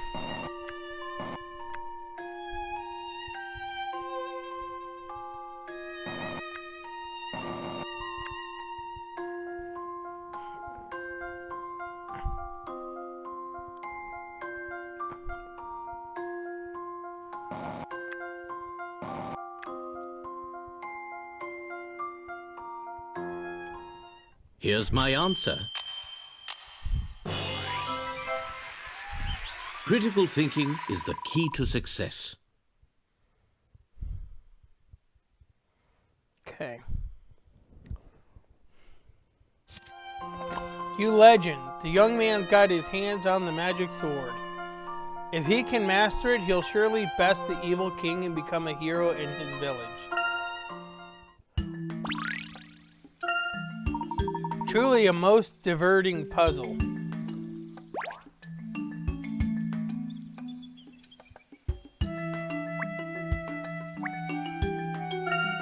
I never thought there'd be a cave hidden behind the waterfall. With that much water coming down, no wonder we couldn't see it. This is not a place that anyone would stumble upon by accident.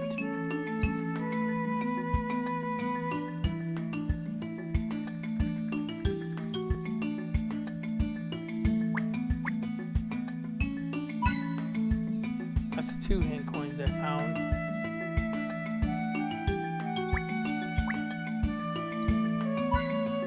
Three.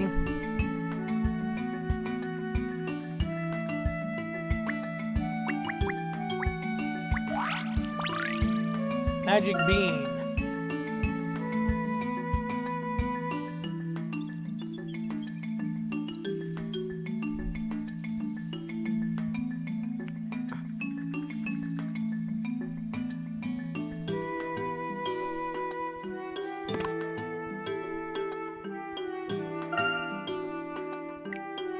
We've already collected some fine materials, some bullfrog bones and snail slime. The final component we need is some kind of translucent stone.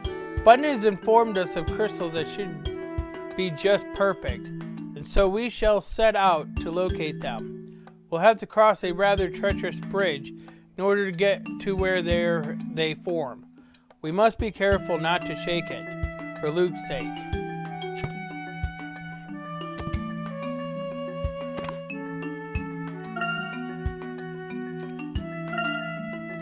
Rumor has it that these beings grow into sprawling plants in the space of a night.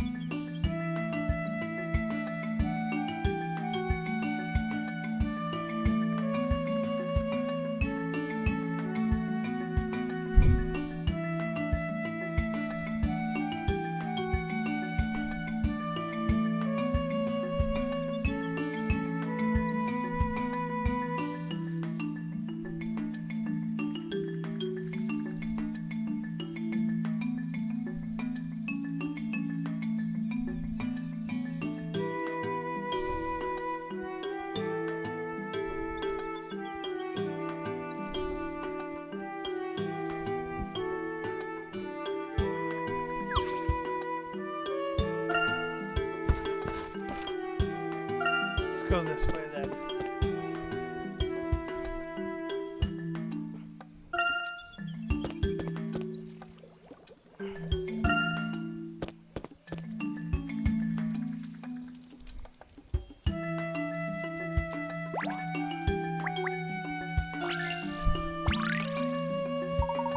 I've been wondering, love, why ever do you need a hat that tall over your head?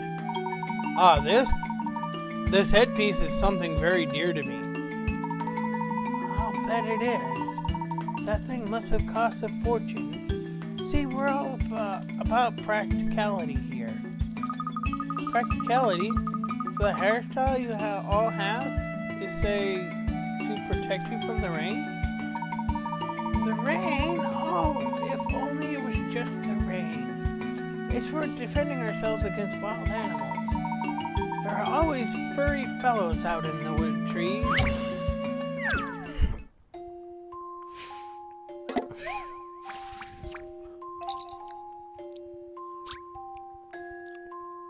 On his way home through the forest, this young boy finds himself lost.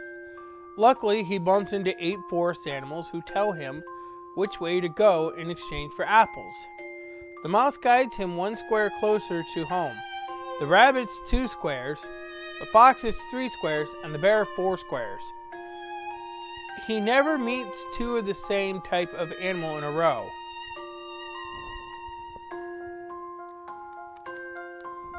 Welcome back, Pebbles. And there are no animals on the square containing bare trees. Where does he bump into each animal?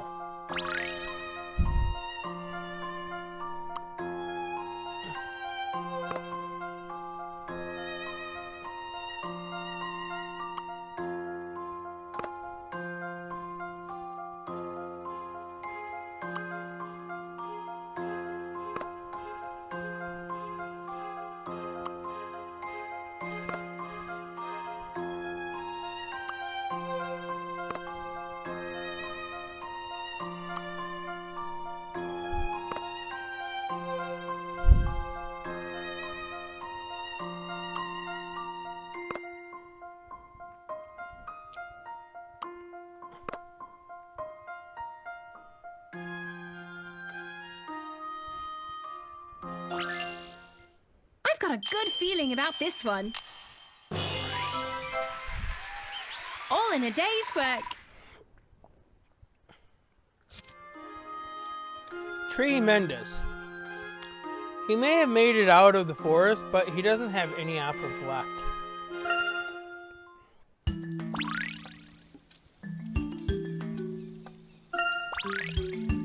Snowflower jacket.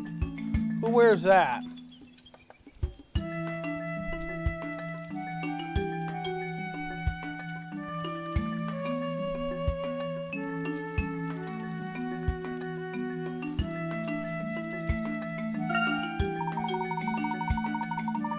Oh, you should see them when they come at you. Tusks gleaming in the twilight.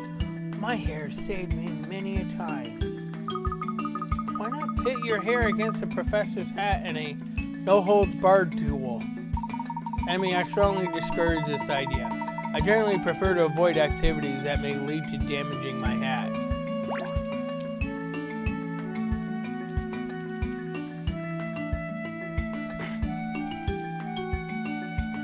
Hey, Fleef!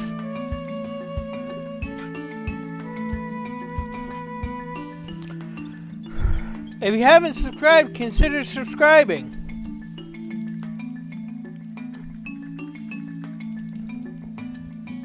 I gotta figure out whose is who.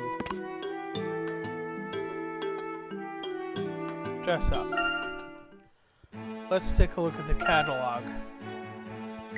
So, the lightweight helmet.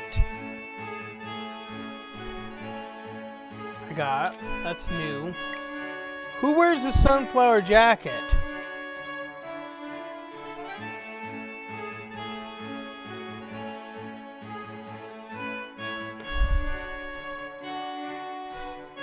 Well, that's good, Fleef. Huh? Prima does. I don't have her headpiece, do I? She wears cat hat? Huh? Cat ear headband. I don't have that. Who wears bell bottoms?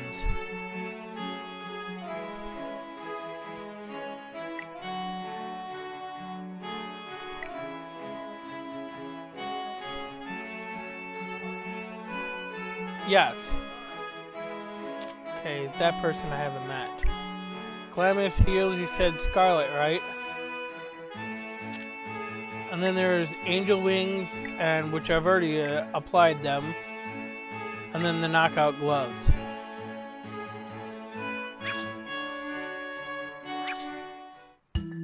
Okay. Still don't have everything for Prima. I thought I'd have Prima solved already. But I don't.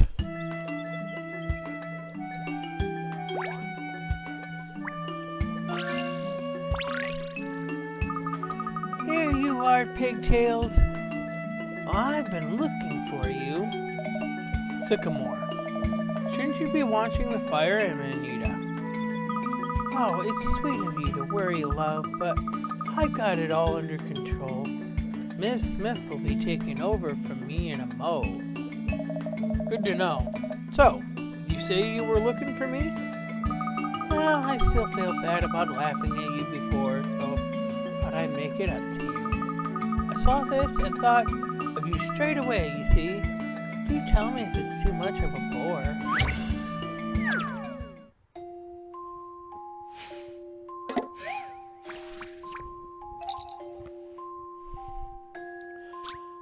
Five baby boars are about to take part in a race, but they won't be able to get started until you line them up in the correct traps, as indicated by the numbers on their backs.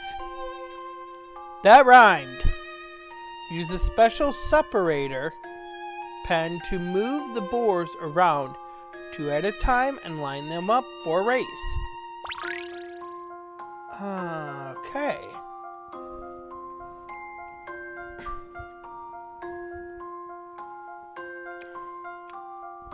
This one is oddly weird.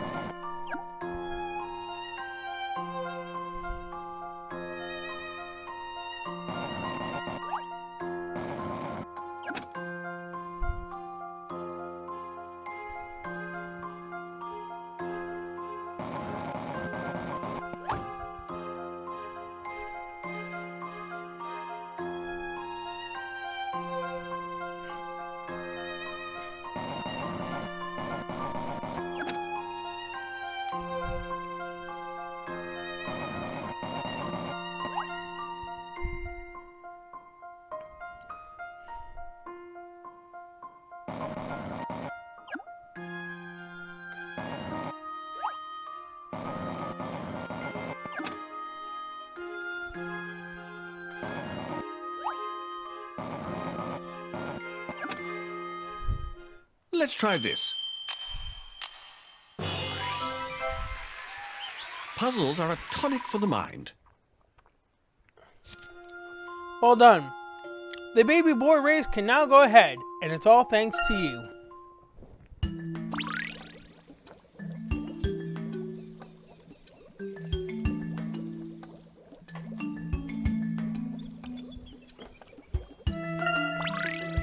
You got a new garden for Bloomburst, tropical turf. That was enjoyably taxing. Thank you, Amanita. Sublime. Just like those heavenly ringlets.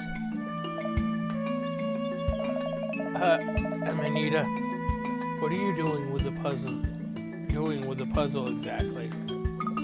Well, you see, I find that using some essence of puzzle and cooking gives your dish a little je ne sais quoi. I see.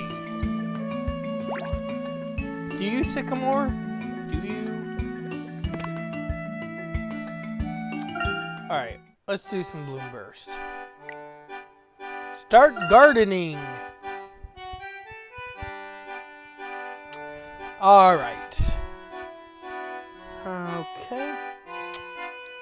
Let's start with...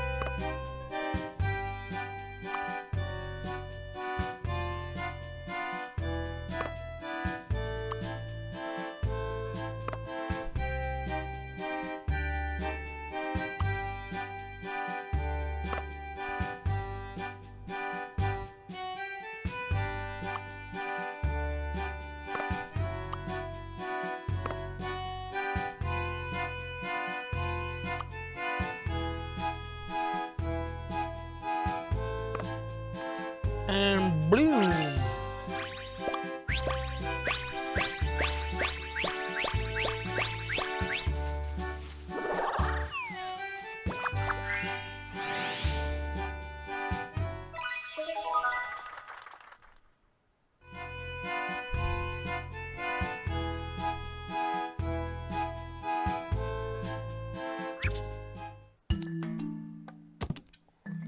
Alright, now I can go this way, and this way.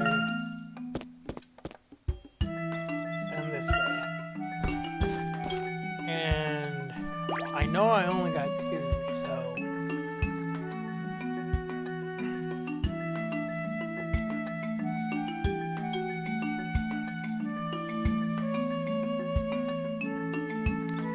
And this is not really telling me where to look for the hint coin, so I've got to do this blind. Look! Oh, yeah, I know. Leave.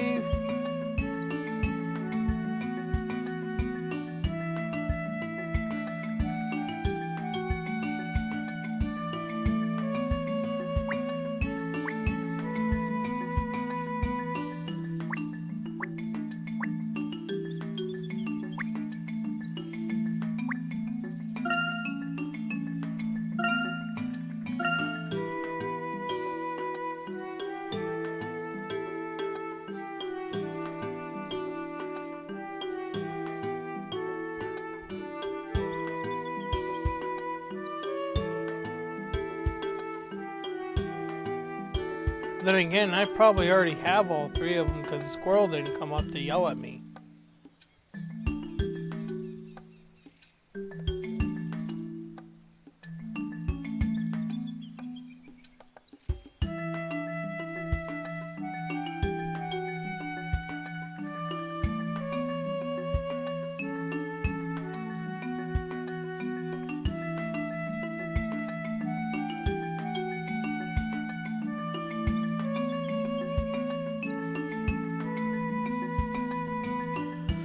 Alright.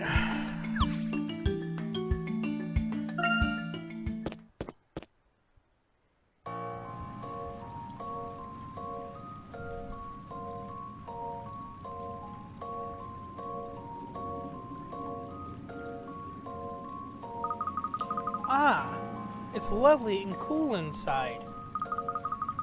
The rock formation, so curious, and yet so beautiful. Nature holds many wonders. A natural limestone grotto. Let's look around and see if we can find any crystals like the ones Button treasures so dearly. Alright, so should be some coins here. There's one.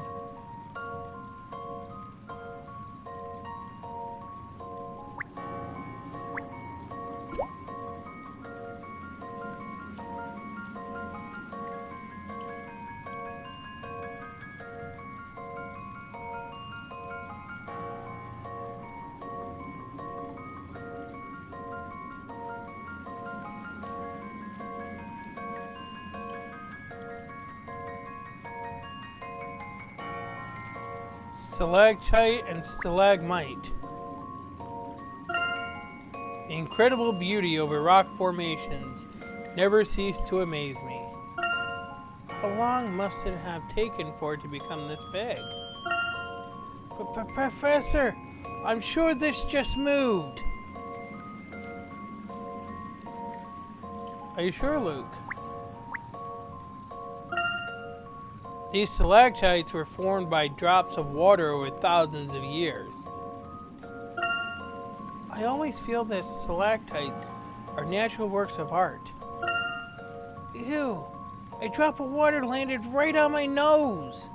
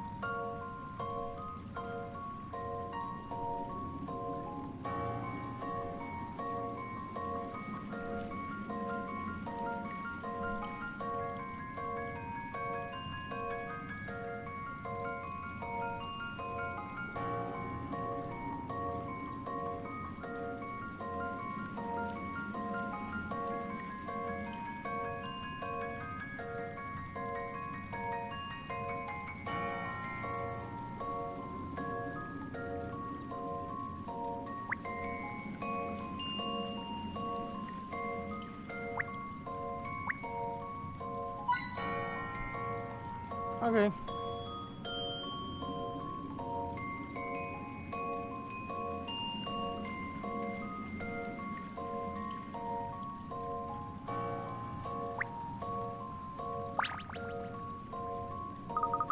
I think I can see something sparkling up there, and I'm pretty sure it's not a stalactite.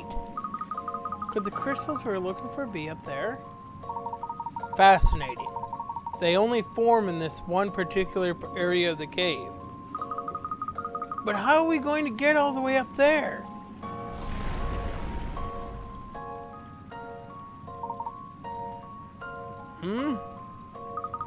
Uh-oh. Is this my fault? Did I do something when I knocked that boulder over before? The pillar! It's shaking! Everyone stand back. I'm going to attempt to dislodge the pillar. What? Professor, be careful! By examining the pillar carefully, I should be able to find a way to make it topple almost effortlessly.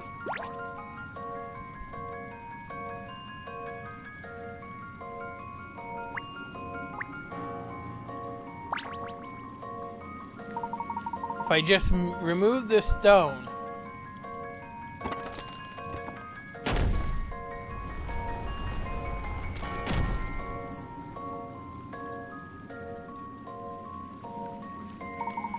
Well, that was exhilarating. Is everyone all right? Yes, but wow, that was scary. And I didn't expect the whole pillar to fall down so easily. Despite its size, it was supported by the smallest counterbalance. Well, now that we've made a path, let's select a few crystals to take back, shall we? Are you telling me that there is another hint coin here?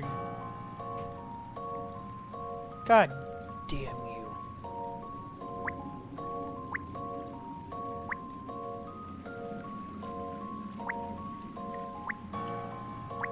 Come on.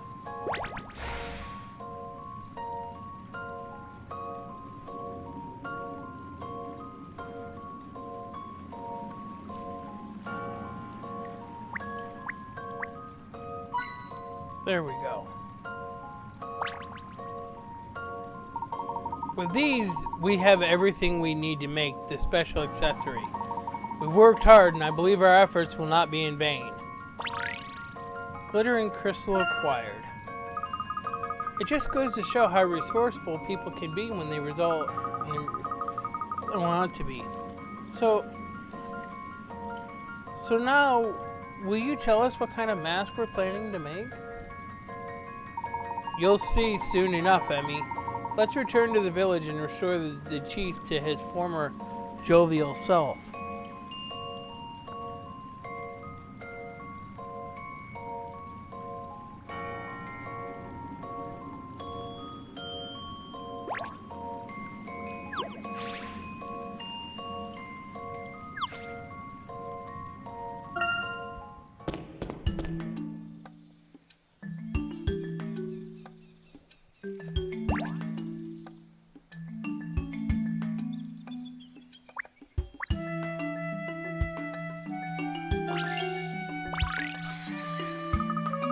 Oh, fancy meeting you here. Emily, don't tell me this is one of the destinations on your honeymoon world tour. Well, you know how it is. The hubby loves these sorts of exotic locations. They really bring out the explorer in him. Speaking of which, this puzzle seems to be driving our compasses haywire. I don't suppose you could have a look.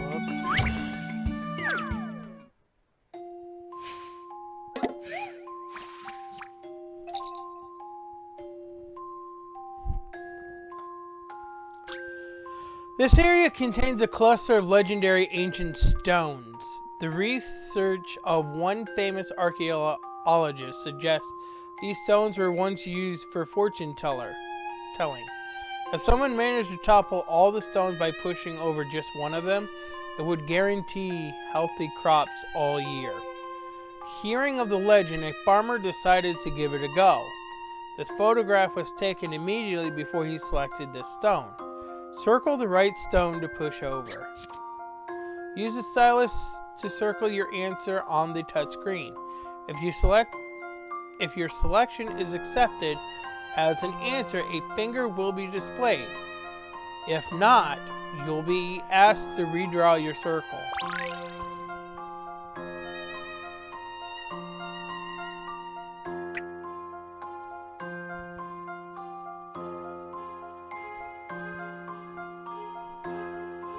Okay, let's do that. Want an answer? How's this? Piece of cake.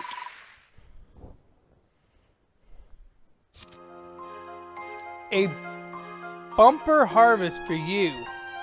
Pushing over the huge rock at the top right is guaranteed to make all the others topple over. Looks like it's going to be a good year.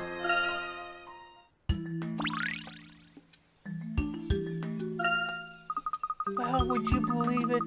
The moment you solved that puzzle, the needles sprang straight back to their original position. I know puzzles are supposed to make your head spin. This is ridiculous.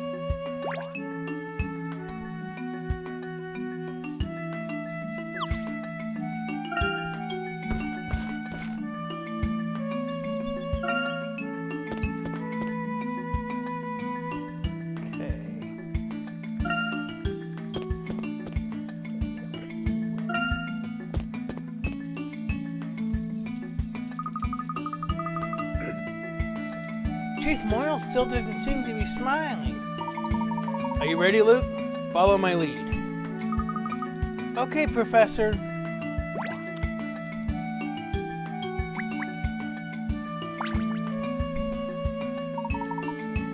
Who's this then? Hello again, Mr. Morrow. Do you remember us? We came to visit you earlier. Never seen you in my life. Are you sure this is going to work, Professor? I can't say for certain until we actually try. Suffice to say, though, that I have a good feeling about this. It's those Mad Hatters again, persistent as ivy. What are they up to this time? Whatever it is, it's bound to be better than your last idea. I mean, really, moustaches aren't meant to do that sort of thing. If I could have your attention, please. Is there anyone in the village who is especially good at polishing? Polishing? Look no further, love. If there's a piece of silver I can't shine, it predates history. Very promising. And have we also in our midst someone accustomed to say chopping wood? Well, I can't chop wood, but I'm not bad at chopping vegetables. Is that good enough? Certainly. The precise cutting actions you will be using are exactly what we need. And finally, I require someone capable of handling this glue. That's from the gluttonous Maximus.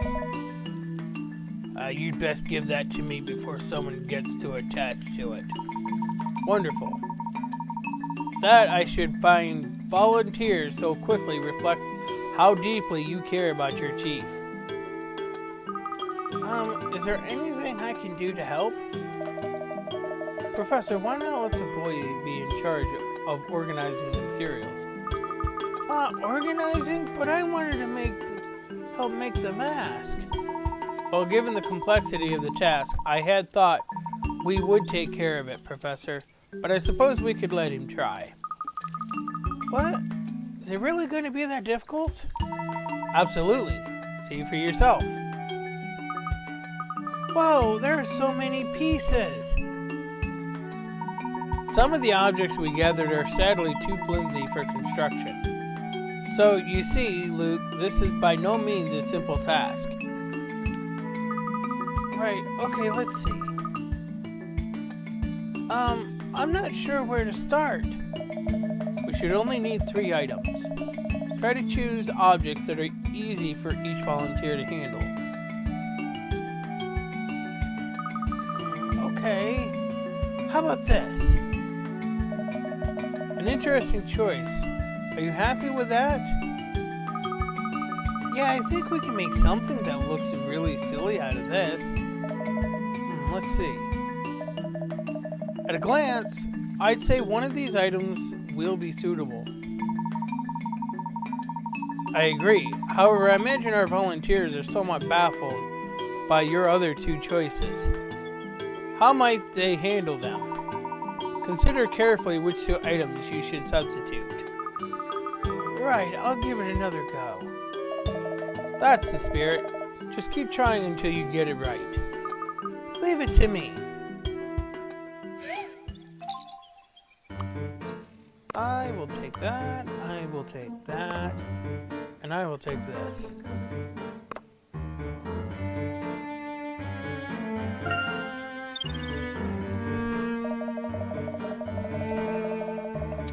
Ah, here we go.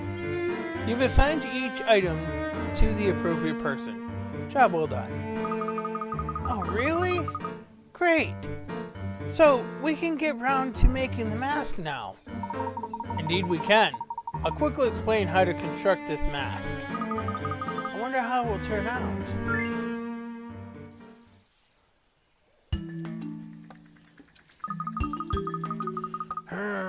Well, I cut it the way you asked, but now what? Here you go, as promised, polished to perfection. Don't say Chantrell ever let you down. Hold on, is this what I think it is? I believe we're done. Chief Morrow, if you'd just like to place this on your head.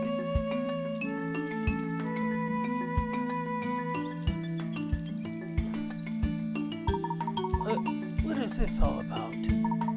Chief Morrow, can you see us? What's wrong with you? The pair of you look ridiculous! He's laughing!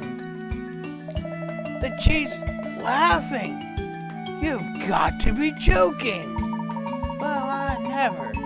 Who'd have thought the gloomy so-and-so just needed a pair of glasses? We must have been blind not to see it.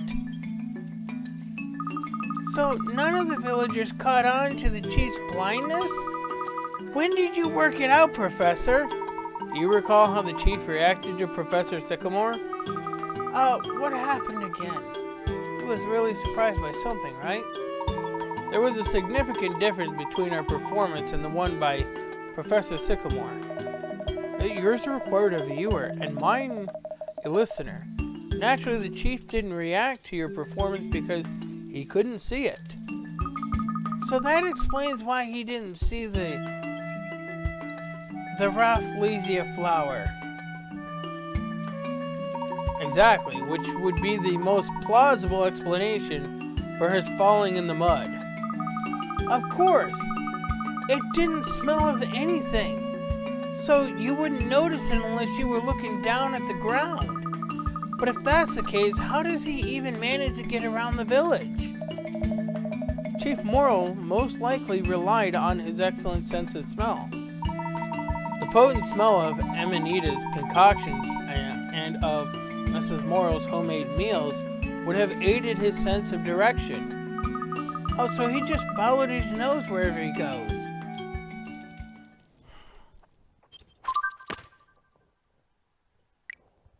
The Fongji village chief turns out to be a cheerful fellow who loves nothing more than chuckling at silly faces.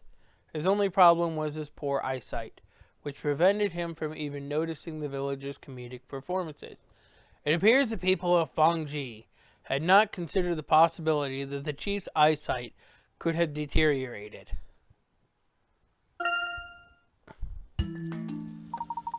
What are you all doing here? Did you all come out for the rain or something? I don't know what you outsiders have done, but now the lot of you look completely barmy. I'm glad that we were able to bring a smile to your face, Chief. Your face is all stretched out, and look at you, with an enormous nose. It appears the lenses in our makeshift glasses provided the Chief with a slightly distorted view of the world. Before I forget, Didn't you say something about wanting this eggy thing?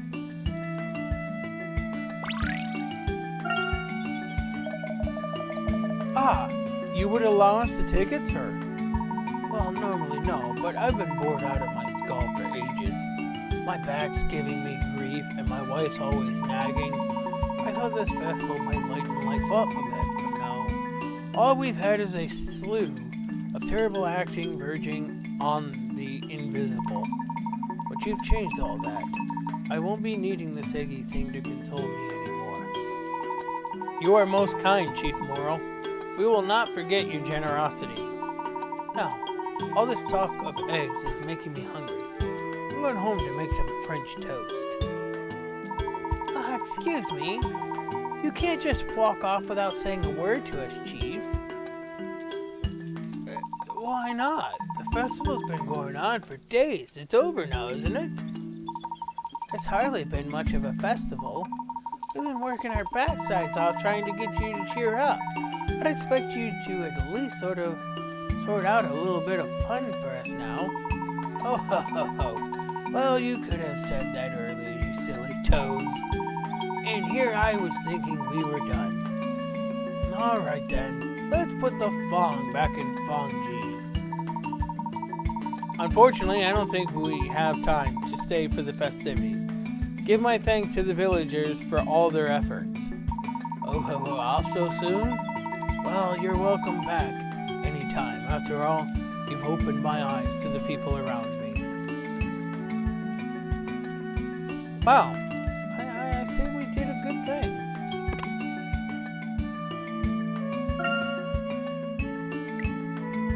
Following Button's directions took us on a rather dangerous path. After we crossed the precarious bridge, Emmy scaled the cliff alongside a waterfall before kicking a boulder into the stream to block the flow of water. Only then were we able to enter the cave containing the crystals. It was far from easy, but we finally have the last materials we need. Luke and Emmy are still curious about what I plan to make. Let's hurry back to the grand stage and prepare to get the chief laughing again. With the help of some of the villagers, we were able to make a whole pair of spectacles for the chief. The reason he hadn't been laughing was because he couldn't see a thing. As soon as the chief put the glasses on and saw us, he burst into a fit of laughter. While Luke put his best efforts into looking as funny as possible, it likely wasn't at all necessary. The chief was delighted with what we'd done for him and handed over the egg. Let's take it back to the Bastonius and proceed to our next destination.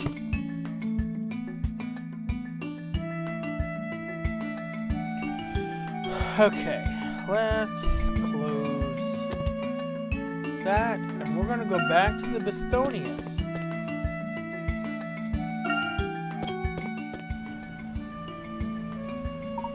Welcome back, sirs and madams. I trust your expedition was a blinding success. Puns. Bad puns. Hey, little turtle. I missed ya.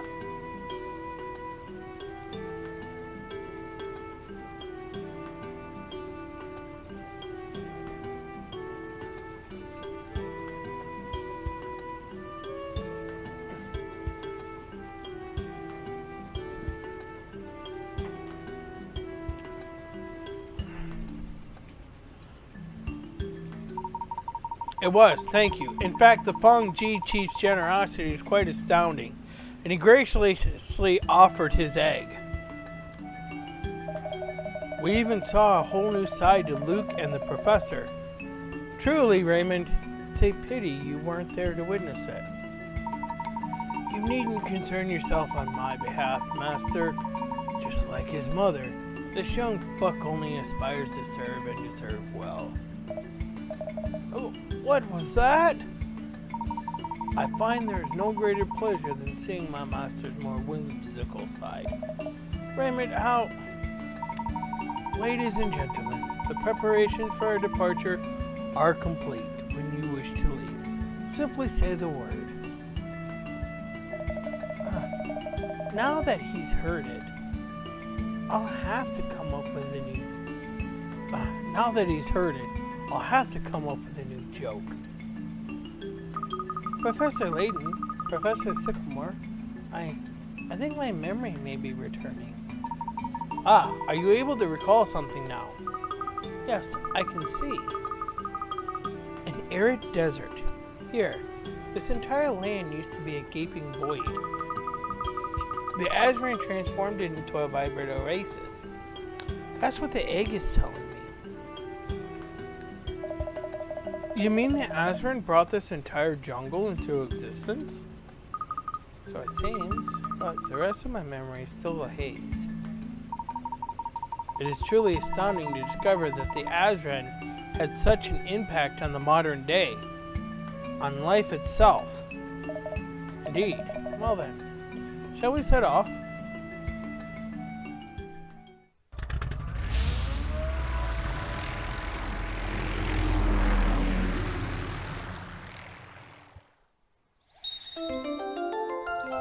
Time to save my progress.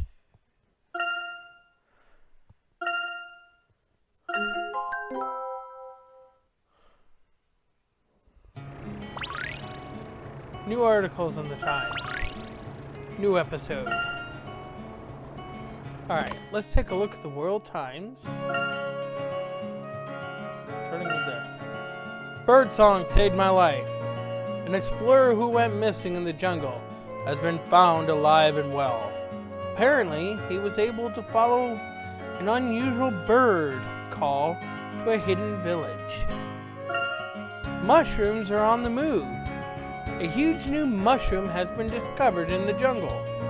Oddly, it seems that this fungus can move rather rapidly and has no desire to be caught. Are they talking about Toad? Man, Toad is everywhere now. Murals are the new mosaics. A museum exhibit of murals from all over the world is proving to be a roaring success, and many people have been inspired to try their hand at wall art. Aircraft lured to their doom. Lake Cod has seen a string of aircraft crashes of late, and the police are grateful to the efforts of one local resident for her rescue activities. So let's watch this new episode.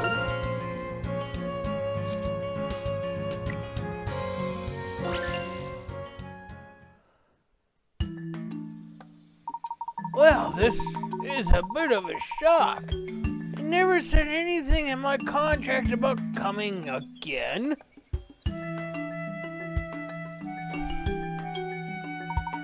I'd better make sure none of the locals spot me. It's Auntie Em! Doody-doo. There's nothing like a truffle hunt first thing in the morning. Oh, hello. What's that funny outfit you're wearing? Isn't that last year's style? Oh, it is? How embarrassing. Well, listen, I'm a busy man, so I'll just be moving along now. Oh, hang on, I know you. Oh, you don't? You really don't. Oh, yes, I do. You're Chaz's eldest son, Porcini. He thought you'd run away for good. Shh. All right. Keep it down, Auntie. Nothing gets past me. What's going on then? Come on, you can tell me. I promise I won't say a word to your mom. Well, I got a job, and it's a pretty tough one. My boss wants some sort of blue egg with a kind of swirly pattern on it. That's strictly confidential. I'm not even supposed to be saying it out loud. Sounds like he's after a cerulean babbler's egg. There's a clutch of them down by the waterfall if you're interested. Really? That's brilliant. Thanks, Auntie. The boss is going to be really pleased with me when I go back with it. Listen, I can see you've got a lot on your plate, Horsey. You just let me know if I can eat any of it, alright? Horsey, I don't answer to that name anymore. My name's Plover. So it's true what they say about leaving the village and coming back as a different person. Maybe it's time I took a trip myself.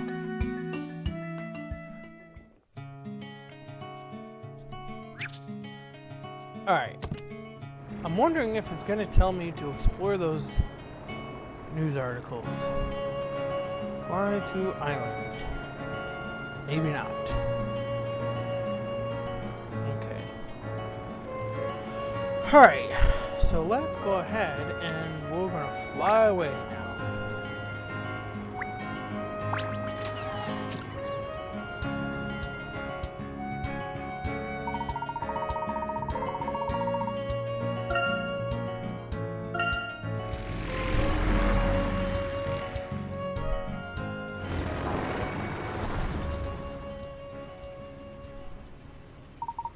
According to the Azran Dome, we should find an egg somewhere in this area. There is more than just an aura stone here. I can sense great power, but it feels distant somehow. This island really is tiny. What if the egg is not on land at all, but rather in the depths of the ocean? Let's not draw premature conclusions. Whatever there is to find here, our investigation must begin on land.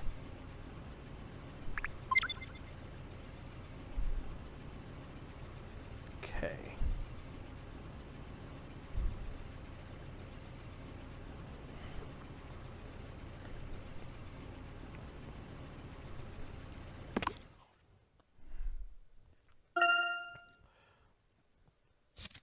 Oh, right. After crossing a gleaming blue sea, the Bostonians arrived at a tropical island with an atmosphere so friendly, even the palm trees seemed to greet us. This doesn't immediately strike me as somewhere that would be connected to the Azran, but perhaps there is more to this place than meets the eye. Professor Sycamore is concerned that the egg may be hidden in offshore or underwater ruins, but for now, we should focus on speaking to the locals. They may be able to point us into the right direction. So let's go ahead and leave the ship.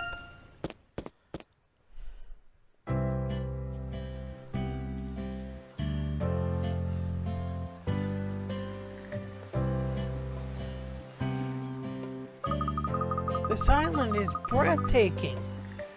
It's like it popped straight out of a postcard.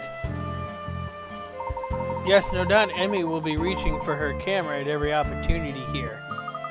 The ocean goes on forever. It makes me feel small, but at the same time peaceful. Is that strange?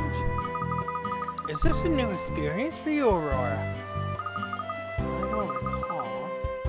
So yes, it may well be. You should have to have a go at swimming. Really, it's a lot of fun. Perhaps we ought to purchase some swimwear while we're here. I wonder if they make top hat swimming caps. Anyway, that man over there looks like he's from around here. Professor, let's see if he knows anything about the egg.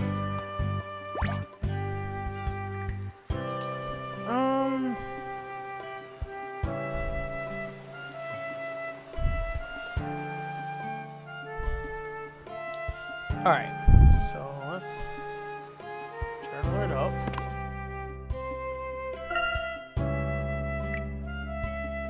Sangrio is a popular resort, and with good reason. I almost regret not bringing swimwear, but then we aren't here to enjoy the beach. On another note, it appears that this is the first time Aurora has seen the sea. I had better warn her that the water is salty. The first thing we need to do is go around town and make inquiries about the egg. Perhaps the man standing right at the water's edge should be our starting point. Alright, well, let's start with A counterfeit coral?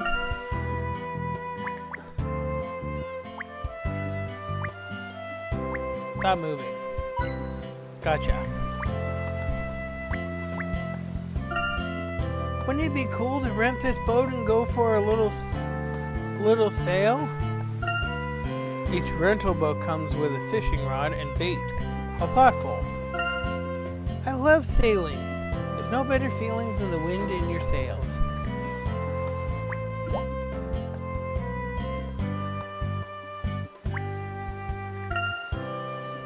It wouldn't be the tropics without palm trees and coconuts. If I buried a coconut, could I grow my very own palm trees? Yes. And then you would have all the coconut milk you could want, Luke. Except for coconuts are supposed to be green.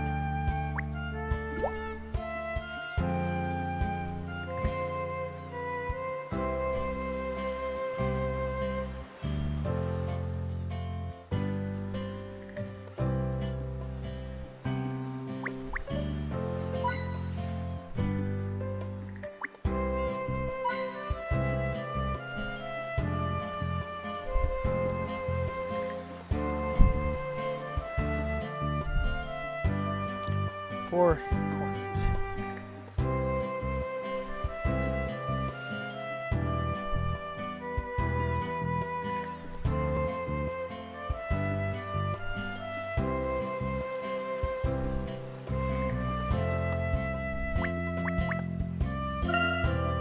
The white walls and domed roof certainly catch the sunlight.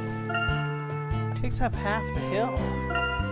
The view from the roof must be amazing. There we go.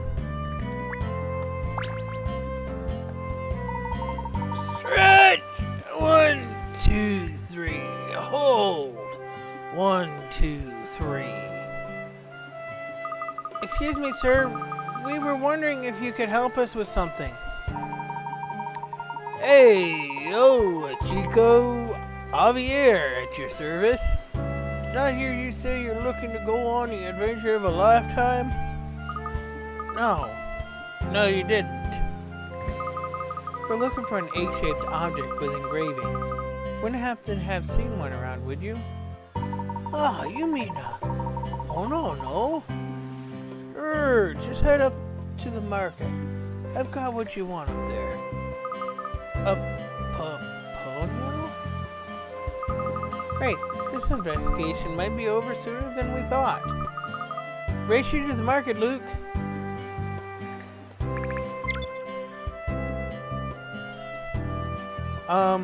Great.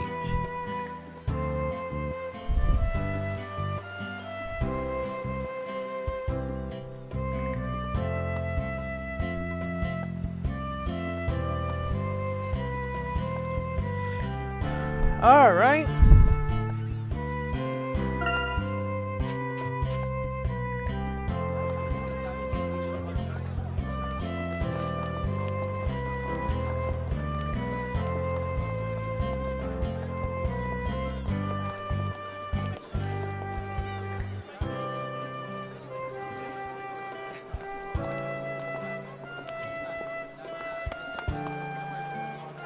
What's going on here? There are millions of them.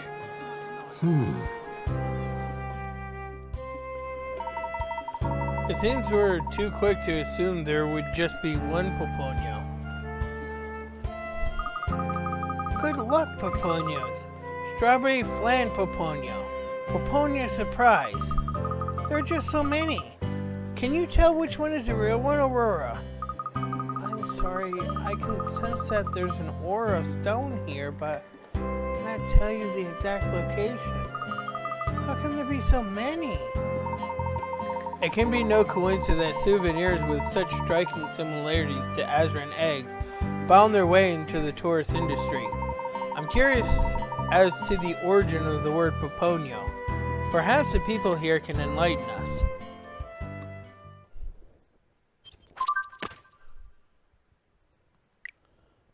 The shops and market stalls of San Grio are full of items called Puponios that bear an uncanny resemblance to the Azran eggs. Everyone on the island seemed fond of these poponios, but what is the real story behind them? All these items show a surprising degree of craftsmanship. Indeed, we may have trouble telling them apart from the real thing.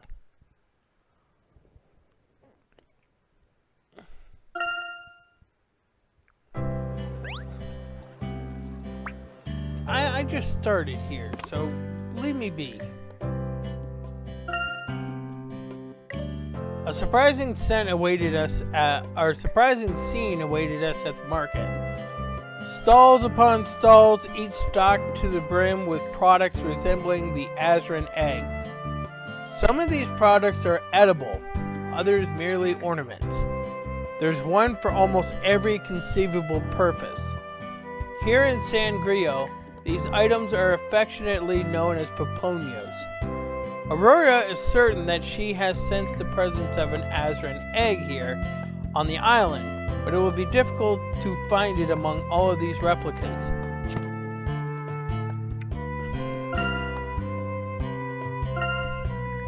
Counterfeit coral, though soon denounced by any expert, this appears flawless to the untrained eye.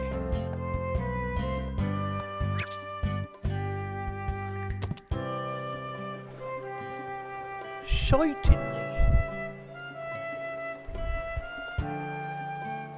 I'm sorry, 5. Okie doke.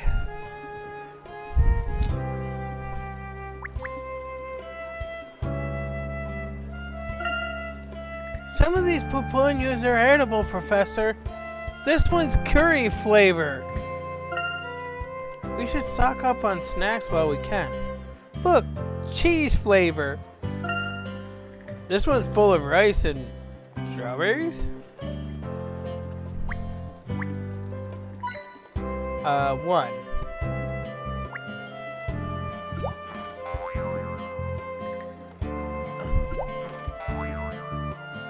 Alright, nothing there.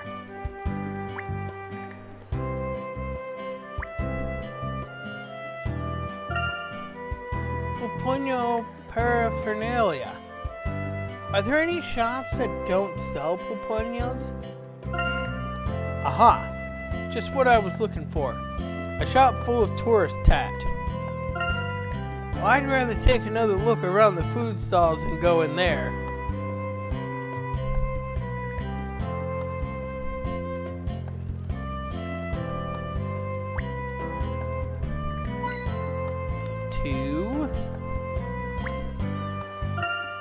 Necklace, key rings, you name it. You can get any eggy version. Some of these things really do look like the real thing. It's impossible to avert one's eyes from such a gaudy display.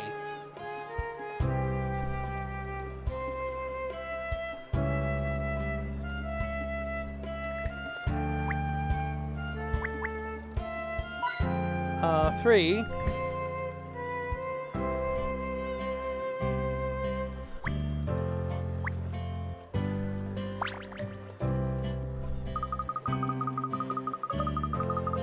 Salute!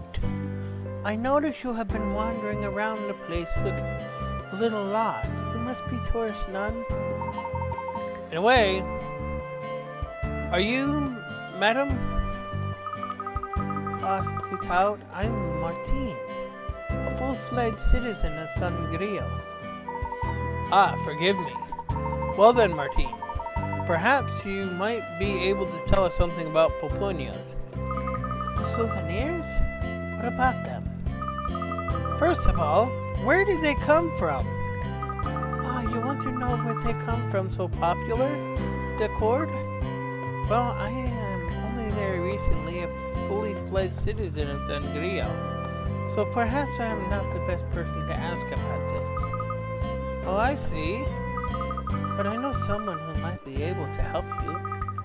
My dear friends run a stall just up those stairs. Her family have lived here for a long time, so I'm sure she can help you. But, miss, don't you want to slow down and relax? Have a look around, enjoy the sunshine. Elbowing our way through crowds of tourists so we can casually take in the sight Doesn't seem like the best use of our time. I suggest we head straight to this friend of Martine's. It would be more productive than losing ourselves in a sea of pupunyas. Agreed, let's go. I'm not done yet, though. No, I'm not done. I hate you. Isn't it odd how they squeeze so many boats into such a narrow waterway? We've got boats in my hometown as well, Aurora. That's where I learned this cracking boat puzzle. Why don't you give it a try?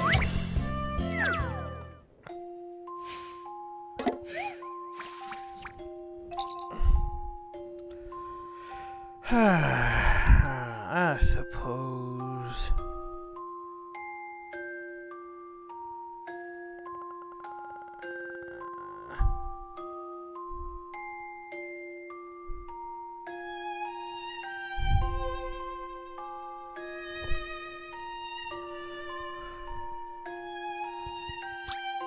A set of triplets who are friends of yours have invited you to join them for a day of boating on the lake.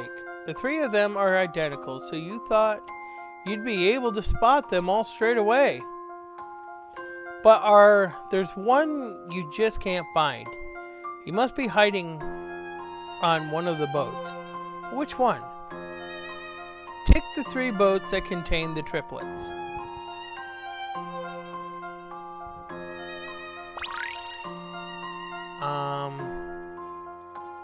Okay.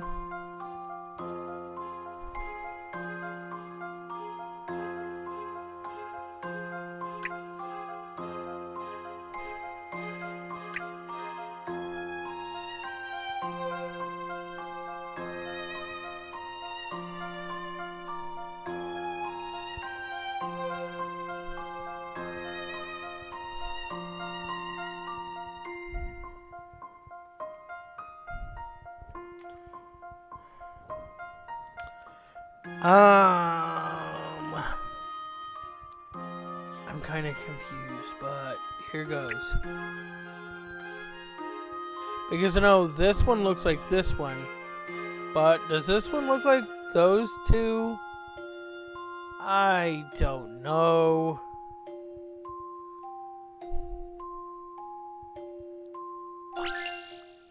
Here is my answer. I enjoyed that. That's right. Oh, okay. That's right. Your friends were in boats 2, 3, and 6, with the little rascal number 6 hiding at the bottom of the boat.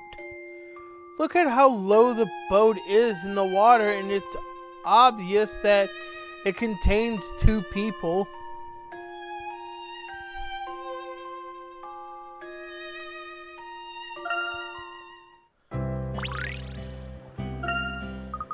Talking about boats reminds me of COD, and how we had to hop from boat to boat across that lake to get away from Targent. That was pretty tense, wasn't it? Yes, it was. I think once everything was calmed down, I'd like to ride in a boat properly. Alright.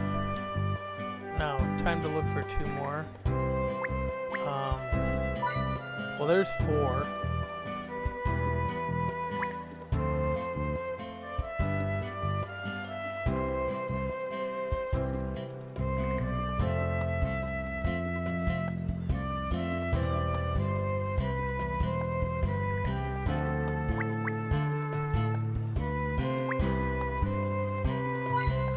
On fire. Yoo-hoo! Welcome to Sangrio! Here, have a pupuño. No, thank you. What? Come on, of course you want one. You do. You do, you do, you do. My pupuños are miles, or leagues above the others. Just look at the quality of the craftsmanship. Well? love papoños. You want papoños. You're as nuts as I am about papoños. Are you sure? I don't think we are. Aw, don't be like that. Of course you are. Buying a papoño helps spread love and happiness. It's gonna be in the next Pixar movie. And hey, you know what? I think it's just a thing you people need to get yourselves all cheered up again. People come from all over the world just to buy these things. Well, missing out on the chance of a lifetime here. Aurora, don't listen to him. We're here for the Aura Stone, nothing else. Oh, what? I don't even know what one of those is. I'm a merchant, not a genius. So hard done by merchant in a silly rabbit suit. I can't help you there, buddy. Alright.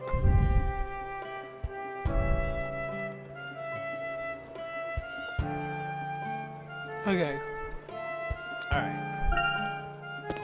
So, we are going to look for... Excuse me.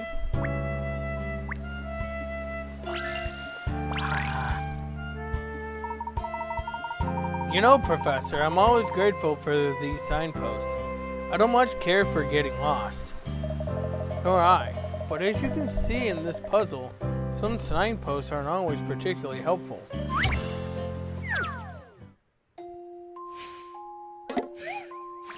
Are you kidding me?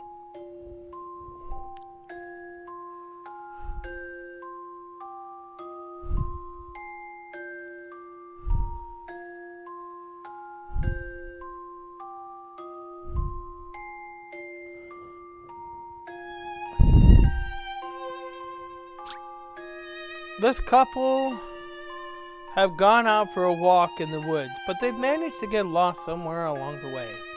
They find a signpost, but it's so old and weather-beaten, all the pieces that used to form the arrow have fallen off, and it's become impossible to read.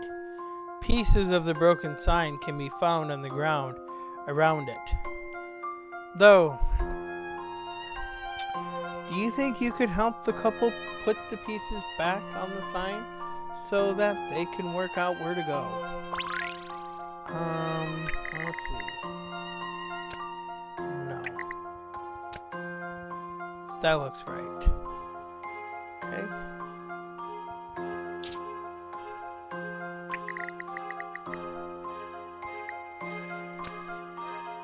Okay. I like that. That's looking good.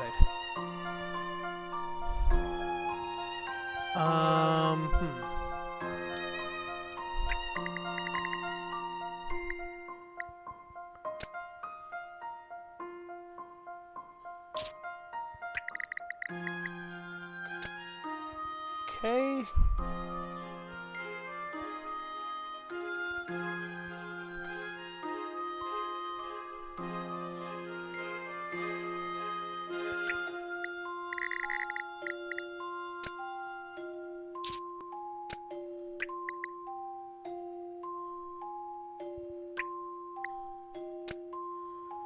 All right.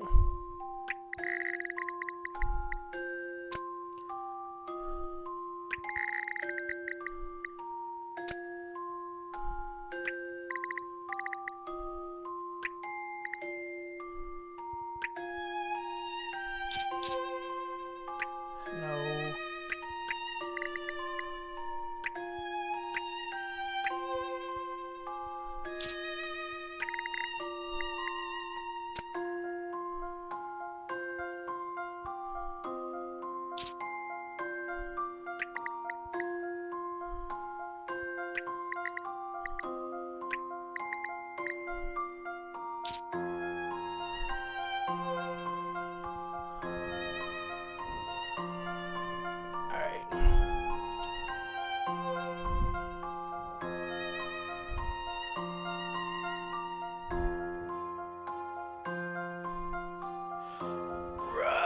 Okay.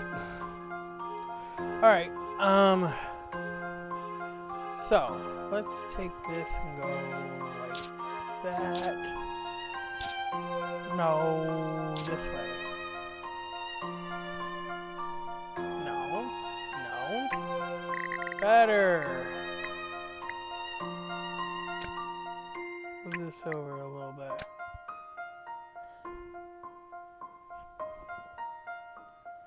Okay. So this goes over. Who's this?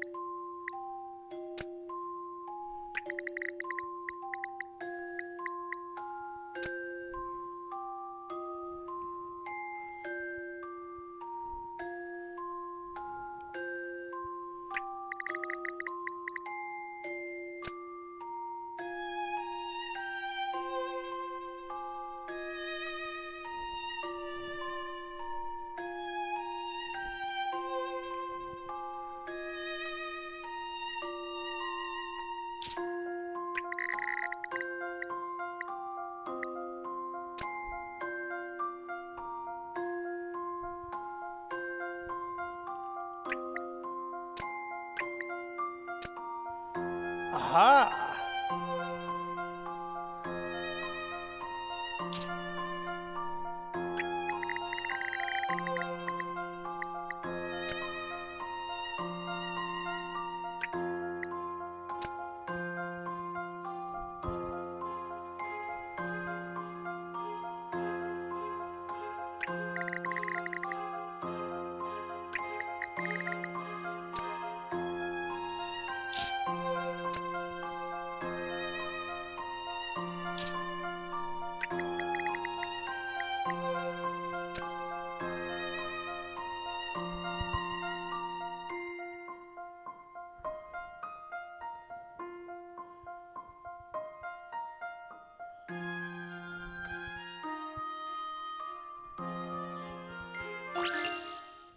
Here's my answer. Critical thinking is the key to success. Alright. That's right. The exposed part of the sideboard got a bit faded by the sun. If you take a right at this junction, they should be able to make it out of the forest.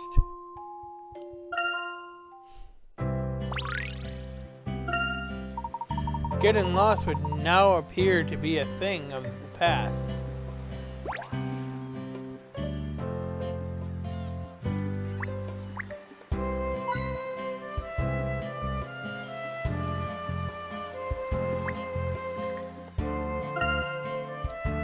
It seems you can go on a boat cruise all around the island. A cruise would be wonderful, if only we had the spare time. A boat cruise is only as good as its operator in my experience.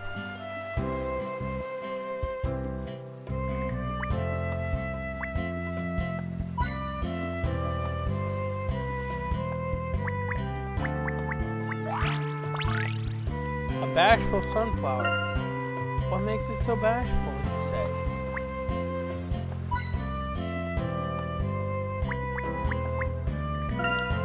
Look at all these tasty fruits, Professor. Shouldn't we stock up? An excellent idea, Luke. It will certainly add a bit of variety to our diet. I've never seen some of these fruits in London. I wonder how they taste.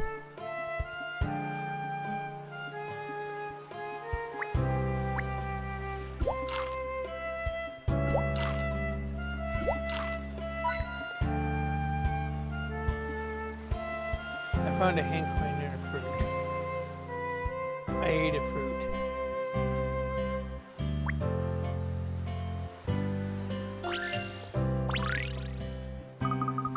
Traditional Polino cakes. Selling like hotcakes, only twice as fast. It smells good. Oh, hola! Care to taste one of the finest poupines Poponio cakes in the world of Sangrio? Just one bite and your mind will be taken back to the happiest days of your life. Oh, go on, you've tempted me. You know it's even better if you savor the taste along with the puzzle. Hey, Rolla.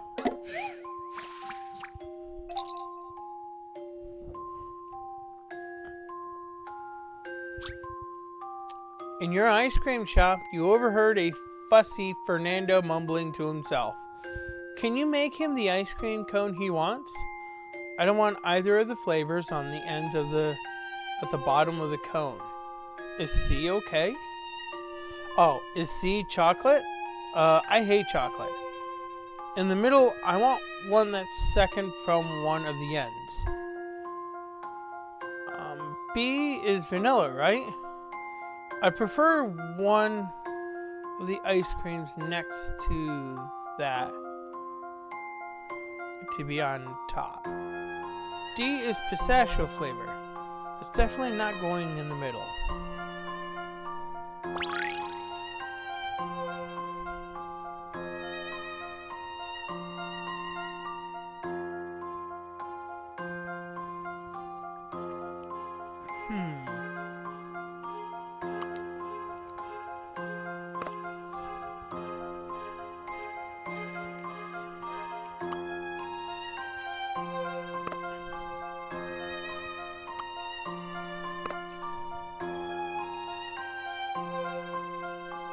I think that's the ice cream that they want.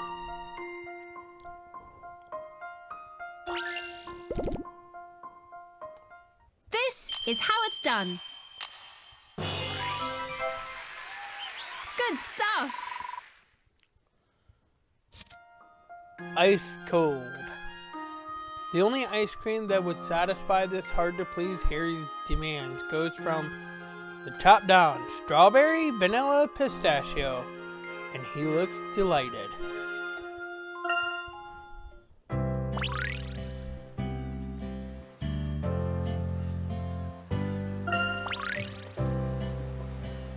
Oh, I got Miranda's request. My homemade recipe is getting very, very popular with the tourists these days. Did you know they even squeezed an article about it in an edition of the World Times? That's impressive. How did you know those ingredients would turn into such delicious cake? Oh, I didn't work it out. No, it was my great-great-great-great-great-great-great-great-great-grandmother on my father's side. Our family has been following the Poponio tradition for many generations now. One day, when I got married and have kids, I'm going to teach them all about it. That's quite a lengthy history.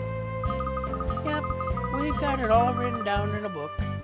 You know, what's it called again? See, from Naponio to Poponio. It tells you everything you need to know about the history of Poponio. A great read. It was a real bestseller, by which I mean it sold really well. By which I mean it's completely sold out.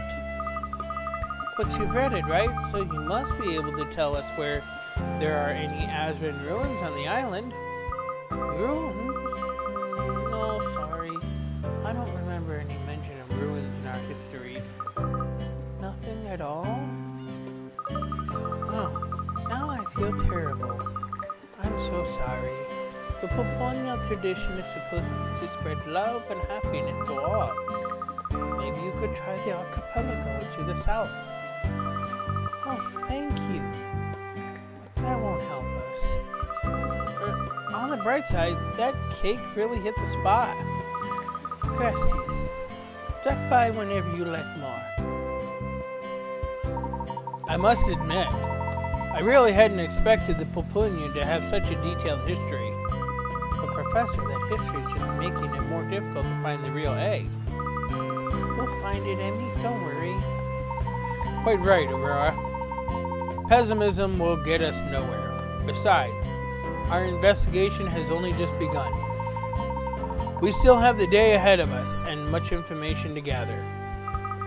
I hope we can stop for cake at some point. Did you just not eat cake, Aurora?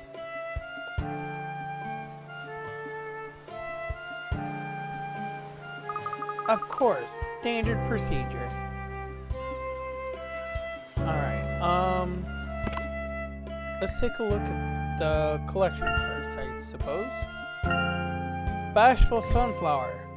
This healthy plant runs contrary to the laws of nature by turning away from the sun. Then it must not be a sunflower then. Because doesn't it turn toward the sun?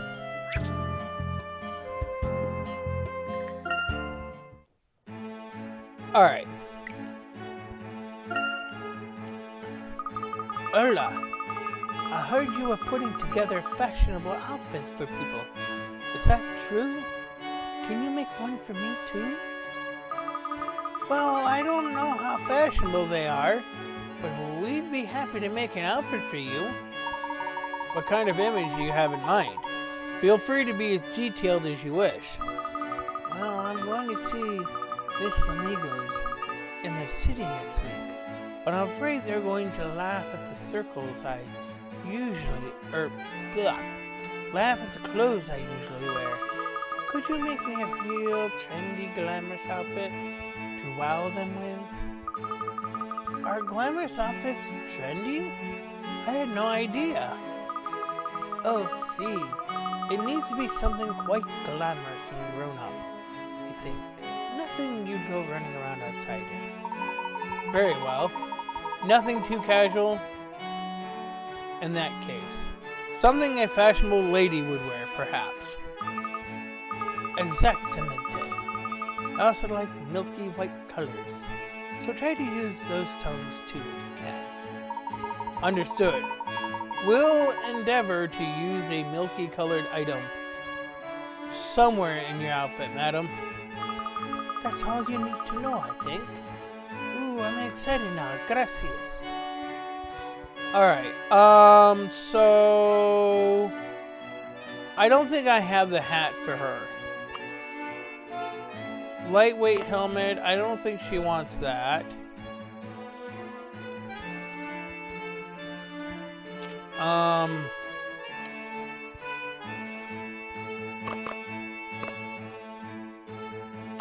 I don't think these are anything that she needs. I don't think I have any of the clothes for her. Let's see what skirts I have. Belted bell bottoms, comfy tracksuit bottoms, fluttery maxi skirt, maybe that. I don't know.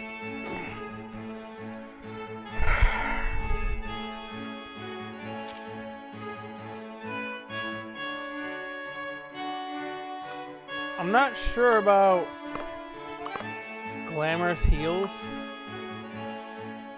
Maybe glamorous heels. I don't have all the clothes for her, I don't think.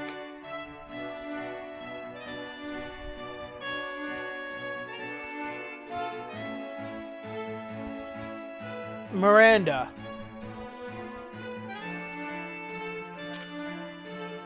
I don't have that.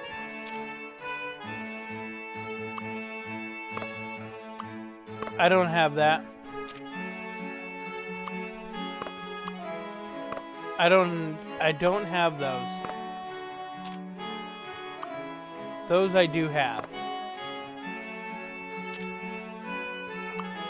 Yes, I have those. I don't have the rest of her outfit though. With what I have, she's completely naked.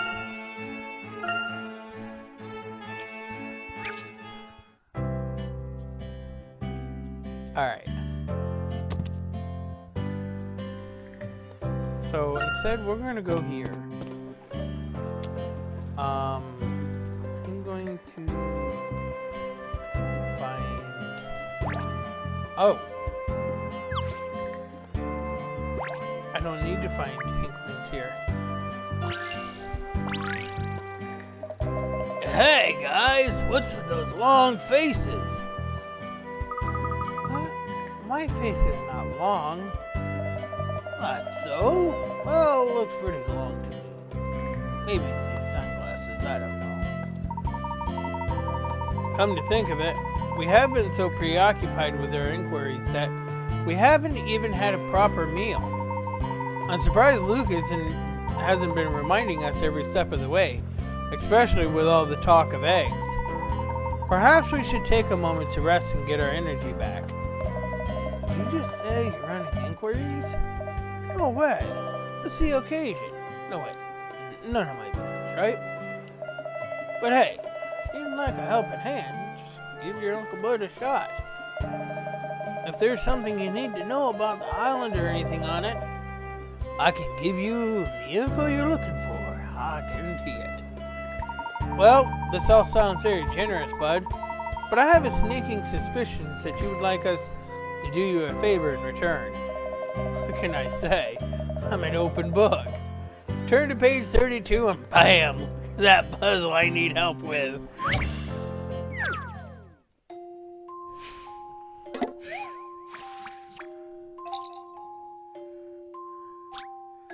A boat builder has received an urgent request for 6 boats, each of which will require 10 logs to build. The boat builder heads down to the timber merchant, only to find that he must buy his logs for 4 adjacent pallets at a time, and that the pallets don't have a set number of logs. Can you help the poor boat builder by dividing the timber into 6 4-pallet loads, each containing 10 logs? I think I can do this one. I think that's enough. How about this one? That's good. Maybe this one?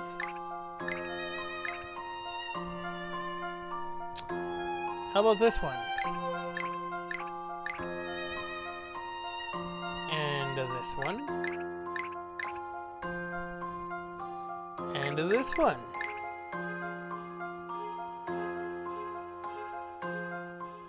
You know, I think this may be it.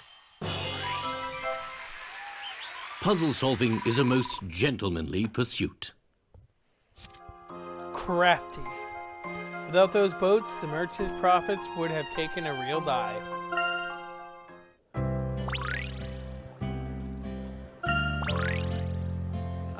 Teetering tower, huh? Not bad, sport. Well, I'm a man of my word. I'll see you over at Bud's Bar and Grill. There'll be a round of lemonade waiting for you, ice cold, and on the house.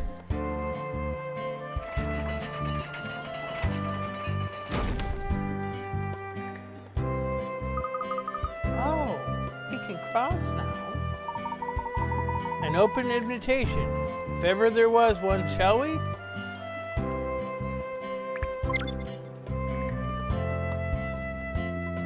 To a nutty roller.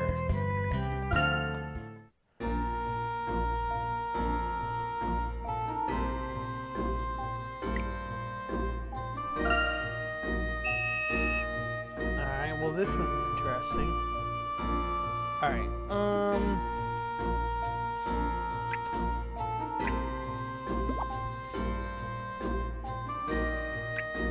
let's roll this one.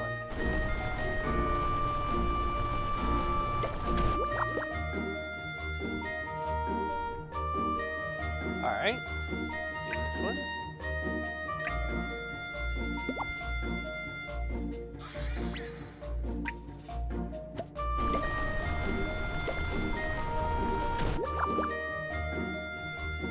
Good. Alright.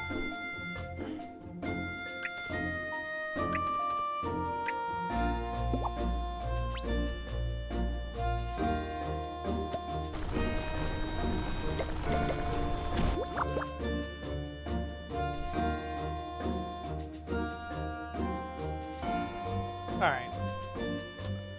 Time for another one.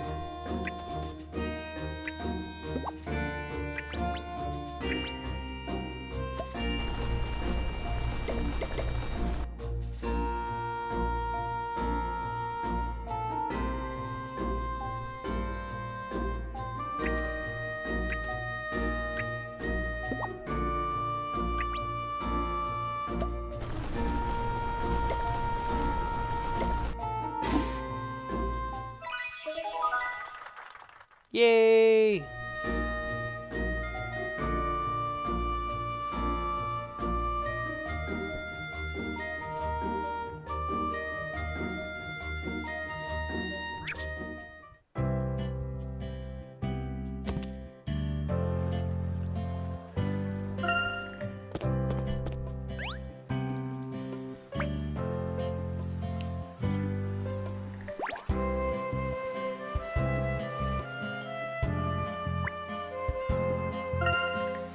This dancing Papunya is pretty cute, I must say.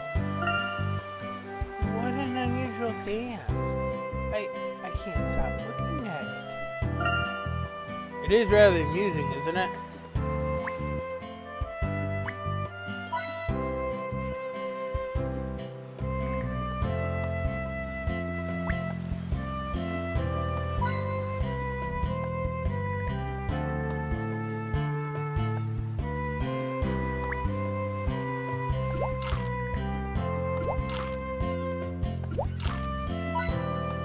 I just ate the lobster. Toucan!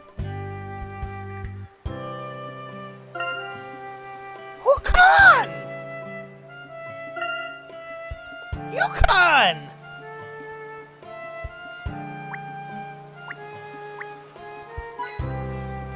I found another hint coin.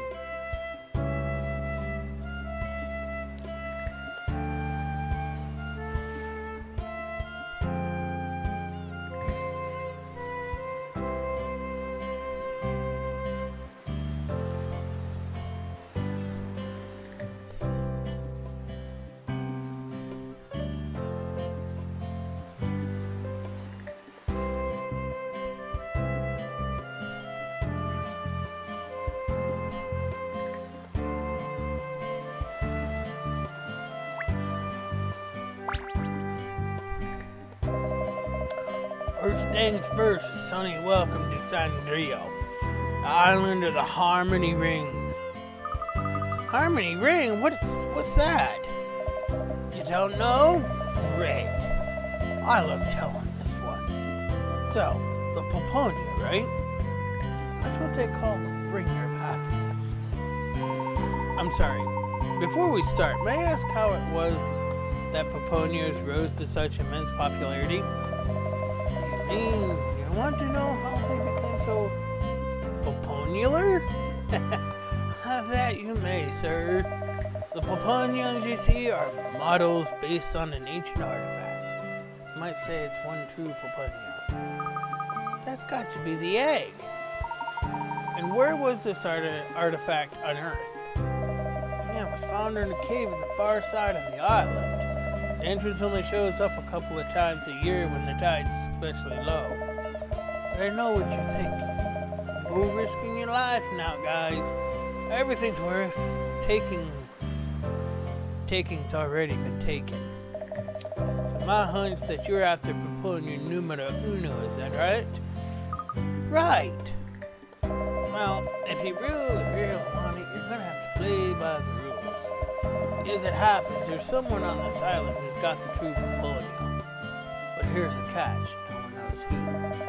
It's a very special side of video tradition. It gets passed around the island, spreading more and more happiness as it goes. And if you haven't guessed yet, that's why we call it the Harmony Ring. See, everything goes back full circle. So, does that mean there's a chance that someone might give it to us? There is, buddy. People don't just go passing it around to the first people they see. The whole thing follows a pattern. Which would mean that learning this pattern might allow us to intercept the exchange and acquire the true Papunya, or if the Mundo. It even found its way to me at one point. What, really? Who did you give it to? Steady on there, kiddo. First rule of the Harmony Ring, you don't give names. So you're saying we'll have to work it out through logic, intriguing. You know what? I'm a nice guy. Let me give you a tip. The person who gave me the Papunya was a customer here. That's all I'm saying. The rest is up to you. but no one seemed to know about the true Puponia when we asked them. Oh, maybe you're going about it the wrong way, Buster. Tell them you're looking for harmony. That'll help Lucy's few tongues.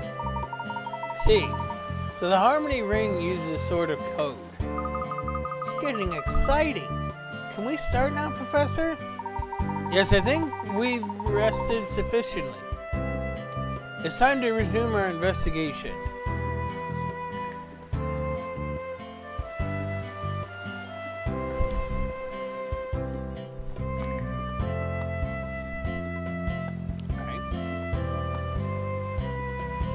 Alright. Time to read a journal. It seems that wild Puponias have been treasured on this island for generations. No one knows anything about the egg on which they are based. No one. That is, except Bud, who was able to give us some information on the real thing. The egg is apparently known as Sangrio, as the bringer of happiness, and it makes its way around the people on the island according to certain rules. If we can work out what these rules are, then we may have a chance to intercept it.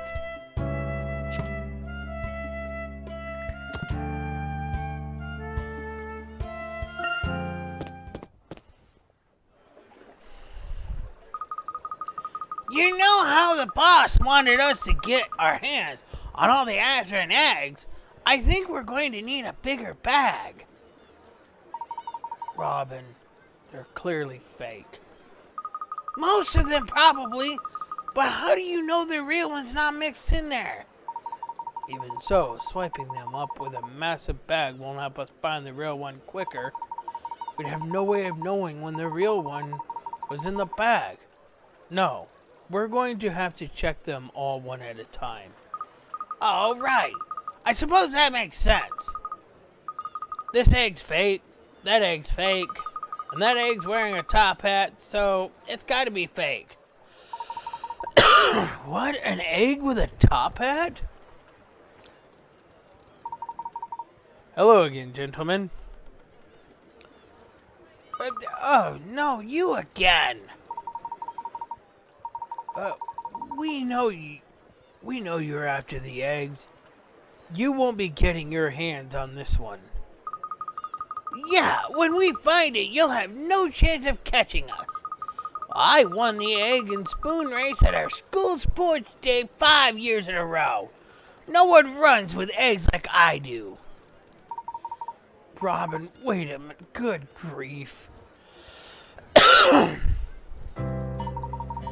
mismatched duo, if there ever was one. Well, Professor, I'd say the race is on to see who can find the egg first. Yes, but in order to do so, we'll need to gather clues from the people of Sangrio. Fortunately, it doesn't take long to travel the breadth of the island. Right, and we might even bump into the person who's carrying it on the way.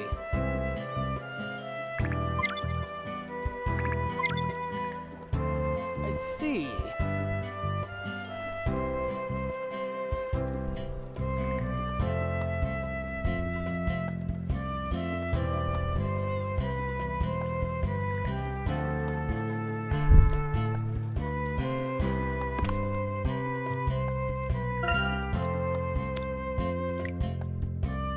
We've encountered 2 Targent and agents on the island. They're also looking for the egg, but it seems the Puponias are proving just as distracting for them as they were for us. In fact, they're completely fixated on the souvenirs, unaware that the real egg is part of another ritual. While the men appear to be planning to scoop up every egg-shaped souvenir on the island, we should make more inquiries and find out who has been lucky enough to receive the real Azran egg.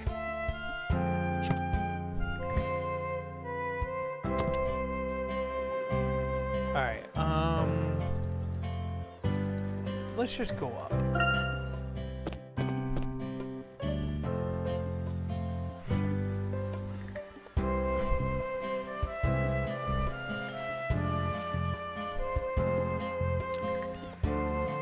Alright,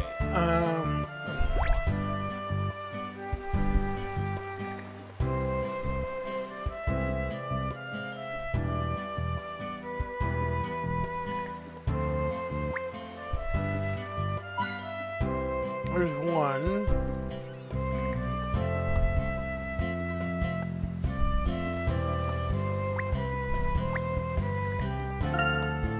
What a tall house. Who would live in a place like this? Lighthouses guide both aircraft and ships safely home. A vital function. If I were on holiday here, I know where I'd be staying.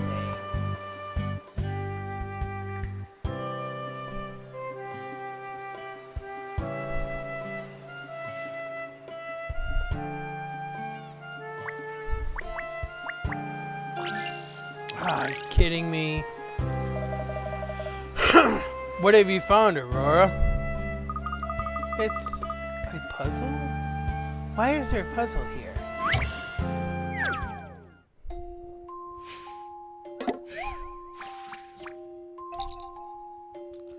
Right.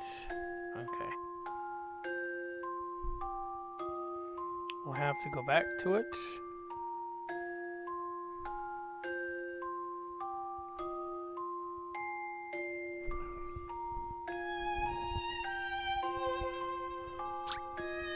Layton has taken a liking to this somewhat creative approach to crossing the lake and needs your help so he can do it again.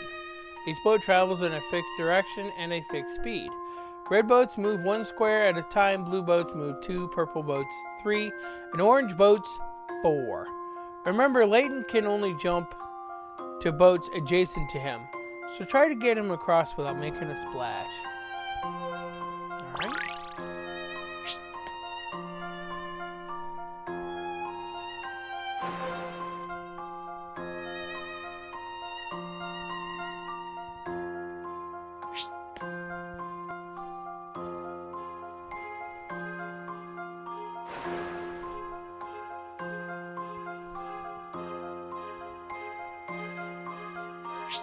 Okay.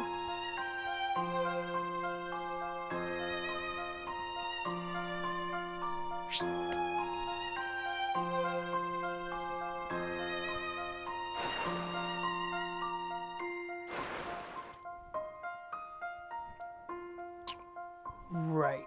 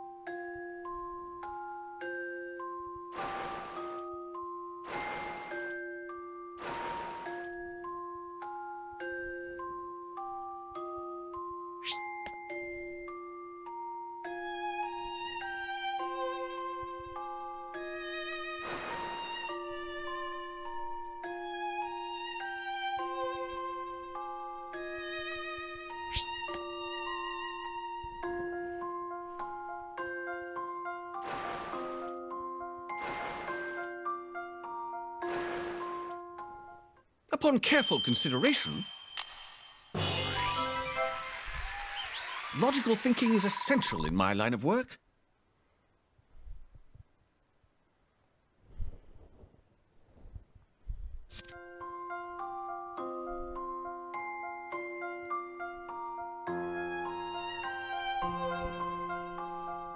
Plain sailing, crossing that lake was no problem.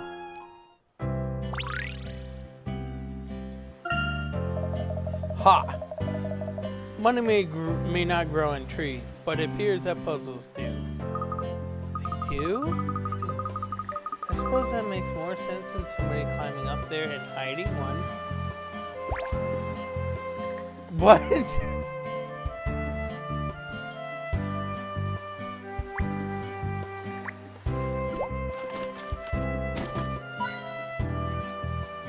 I knocked over the garbage can.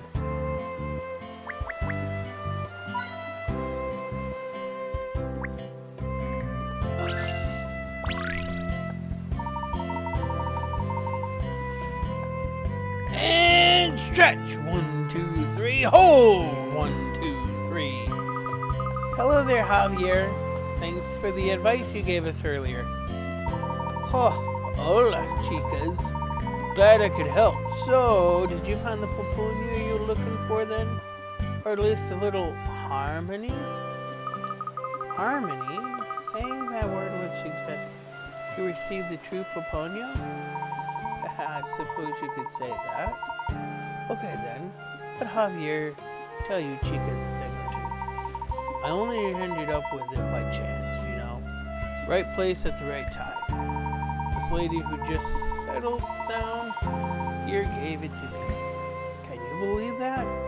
Guess when you're local, you're local. You know, happiness always seems to find its way to me. Maybe it's because I'm such an approachable guy. Whoa, slow down. So, you got the pupunia from a woman? Anything else? Time out. If you want to get anything more out of old Javier, you'll have to work out. Work out? What? I think he's asking us to do some exercise. Muy bien. Here's what you have to do.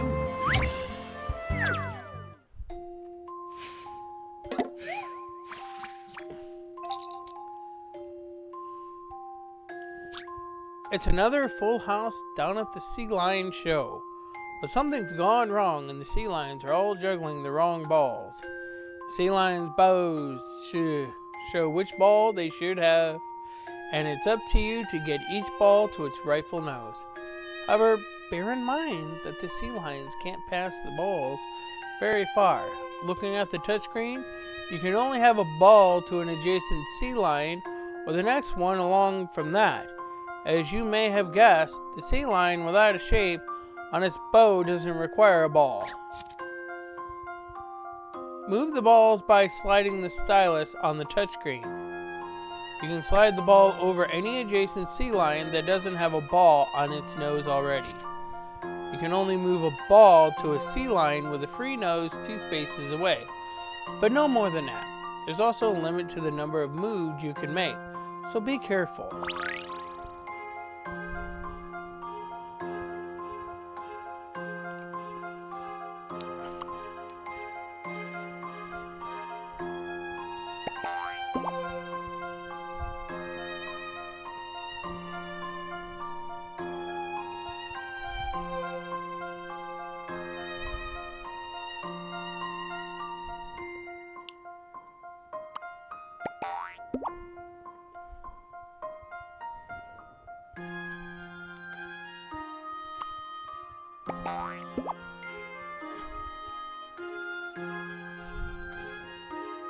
Alright.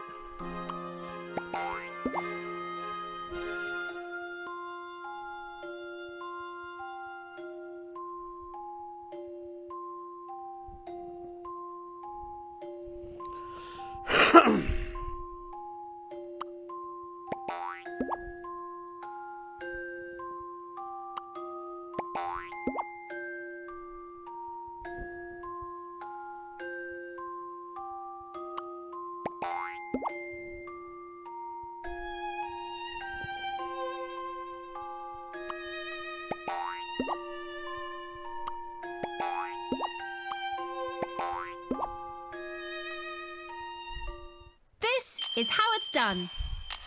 Good stuff. Sealed it. Phew, that was bound to be confusing. Still, at least the crowd are satisfied.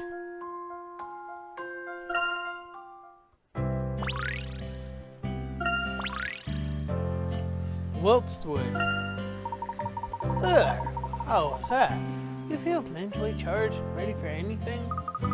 We feel ready for you to tell us about the true pupunia. Straight to the point, eh? Well, okay. I gave it to a señorita. I gave it to a señorita who runs a stall. She looked about my daughter's age. She offered me a deal, 2 for the price of 1 on her pupunia cakes.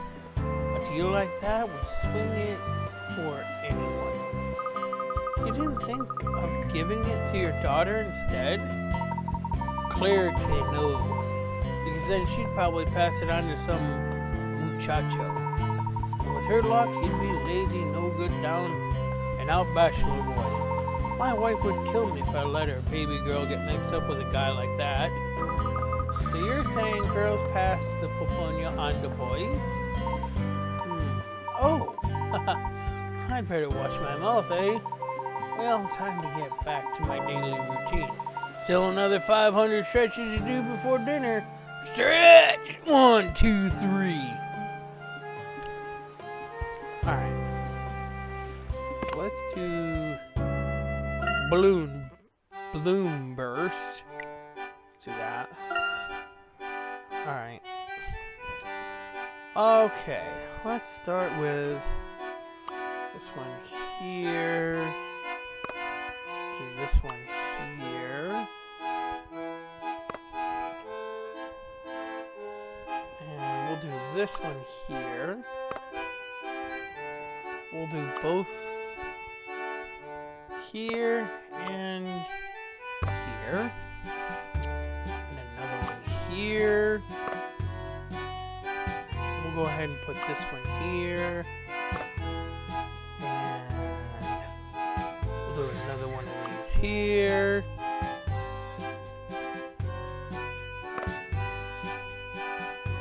And underneath that, we'll do this one here. We'll do this one here. And we'll do this one.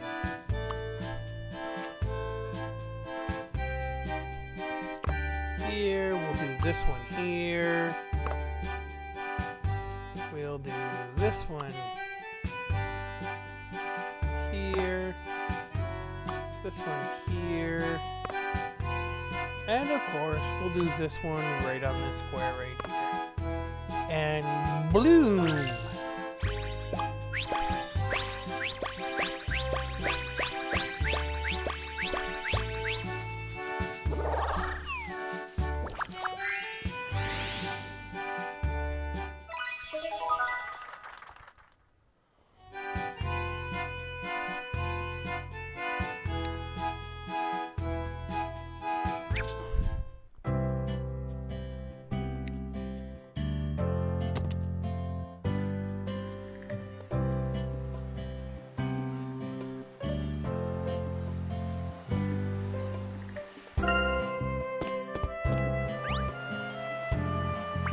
Come on, squirrel, I just got here.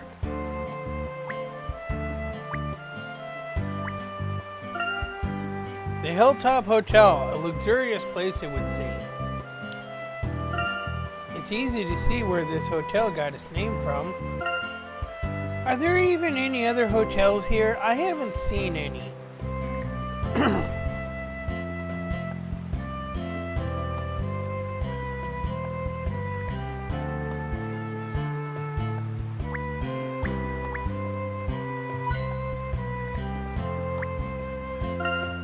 This water's really warm. Hold on. Is that a snake? It's got gold. It's got ridges all the way along its back. Maybe it's a dragon.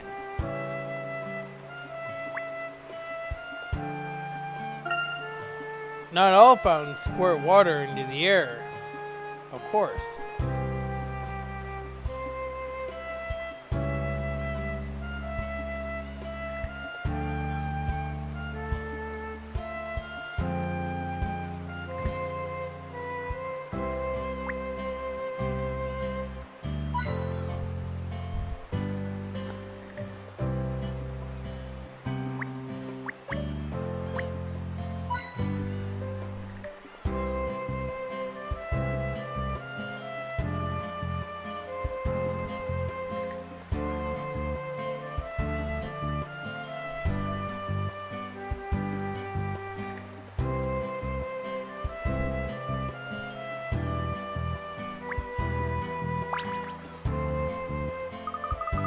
Hello again, Miss.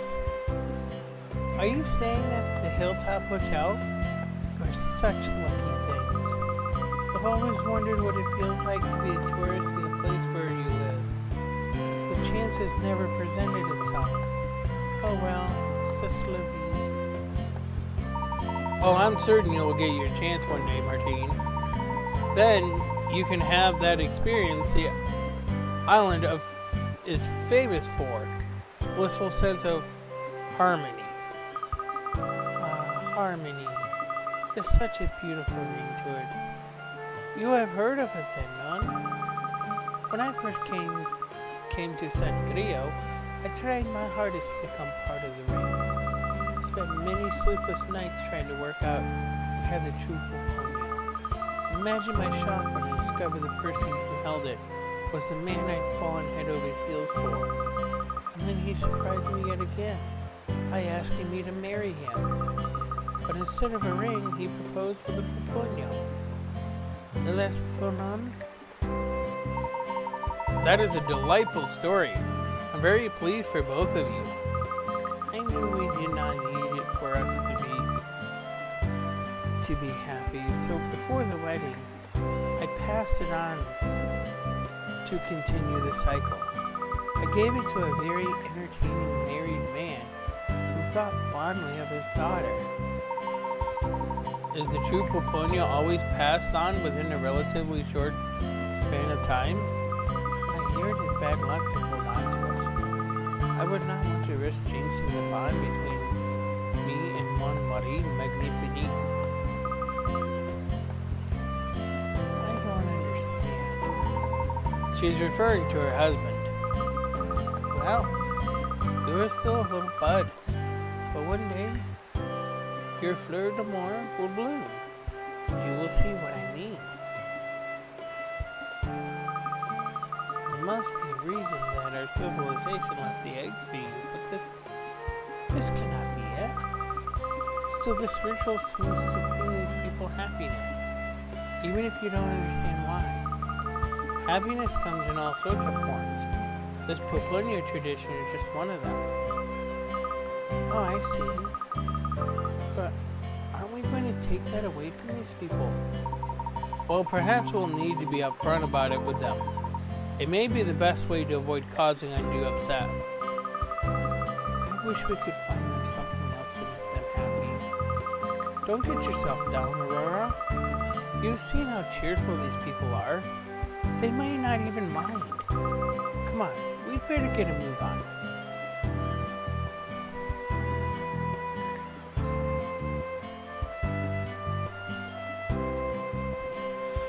Alright,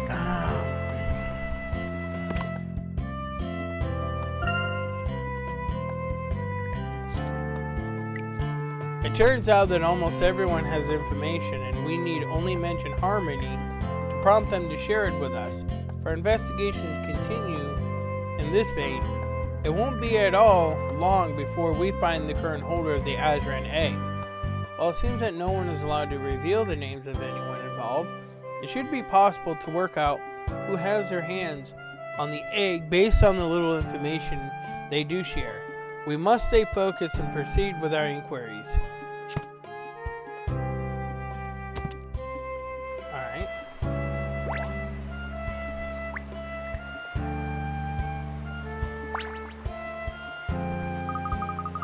Phew. I think we've got more than enough of these Pulponias now. Any more, and they might weigh us down the airship. I knew you'd eventually come around to the idea of just grabbing as many as possible. Still have my doubts. What if every one of them is just a souvenir? Oh, lighten up, Macaw. With this many eggs, there's no way we don't have the real one. Pulponio power! I still can't believe that woman at the hotel tried to fab that cheap imitation up on us. Who does she think we are? I'm thinking maybe she was a decoy sent by the boss to test us. In which case, it's a good thing we didn't take the bait. I see.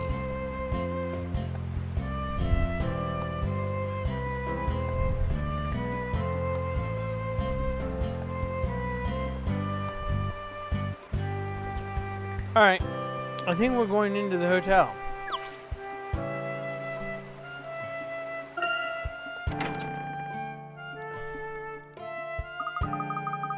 core! If I didn't know that was an aquarium, I'd swear we were under the sea. They have done an excellent job replicating a marine environment. Those imitation corals are elaborately designed. And that sofa, it looks really inviting. Mind if I go for a quick nap, Professor? What is the purpose of furnishing a hotel with such elaborate decor when its primary purpose is for sleep? Exquisite authentics have a relaxing effect on the mind. You might say hotels soothe you both mentally and physically. I understand, I think.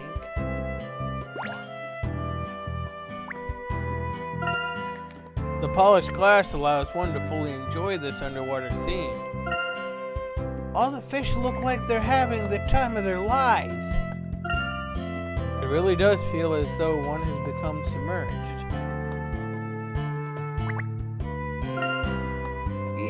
Even here in the lobby, the tables are gleaming. Not a smudge in sight. Whose coffee is this? It's really foamy. It really is a shame we aren't here for leisure.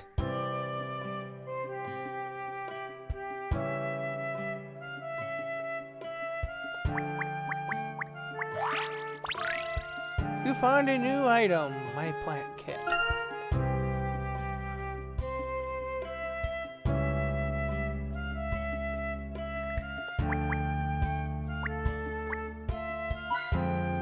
Alright. How many hit coins do I need to find?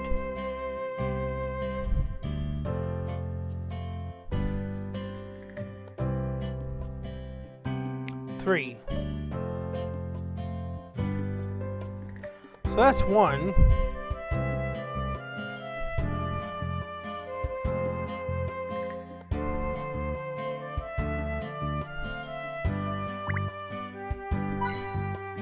Two.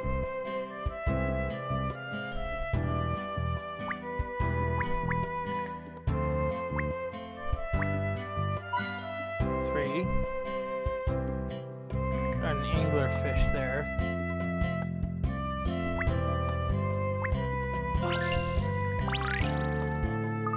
Well, look who it is. We just can't stay away from each other, can we? Nice to see you again, Emily. Are you staying in this hotel? Why, of course. Though Chelms is being a right grumpy old so-and-so at the moment. I suppose he wants to save money. But I want this trip to be something special. You just can't skimp on these sorts of things. I wish he'd cheer up. He should be glad they at least give you complimentary puzzles. Puzzles? Why are there puzzles? They're a mark of quality, my dear. Here, why don't you have a shot at more of them? Chum certainly won't.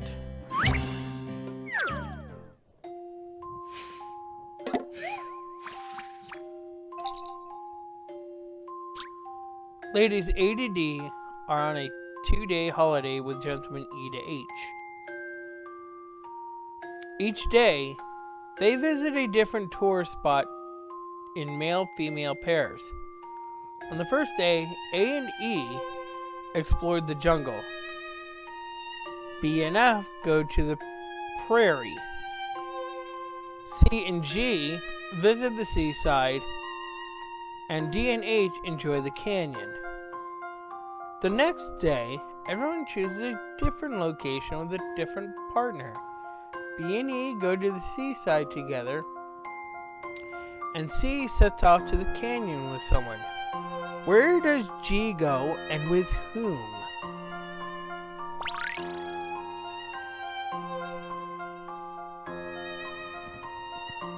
Find G's partner and destination.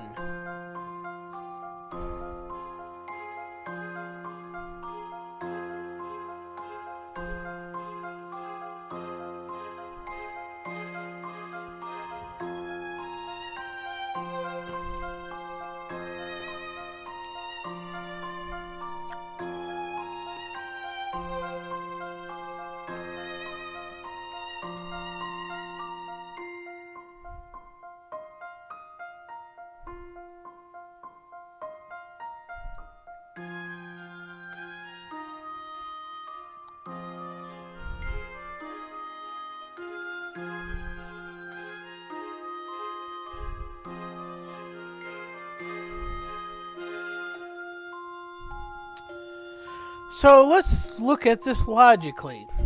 Alright. So C went to the canyon. And we know that B and E are together. They went to the seaside. Now, A and E explored the jungle the other day. And B and F went to the prairie. C and G visited the seaside. D and H enjoyed the canyon. But if C went to the canyon, then she didn't go with H. Which means that she went with F.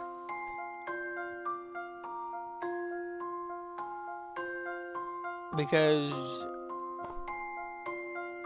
So that means...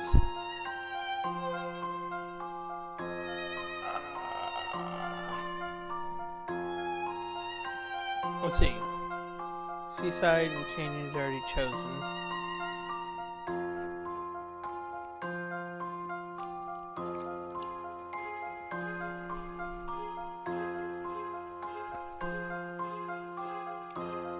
So C and F is going to the canyon. So G would have had to gone to, would be A and D that's left. So that means it's either the jungle or the prairie. A went to the jungle, and D had went to the canyon.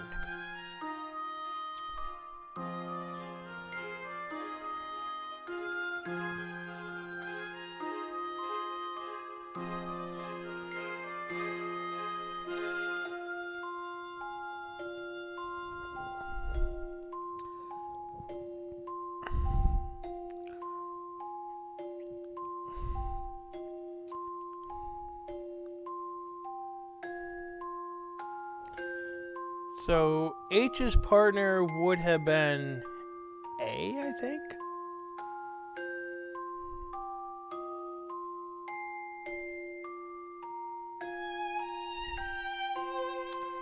Which means G is going to the prairie.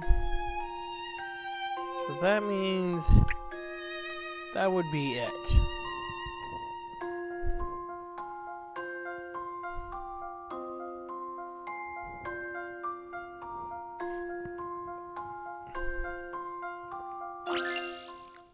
I'm fairly sure about this.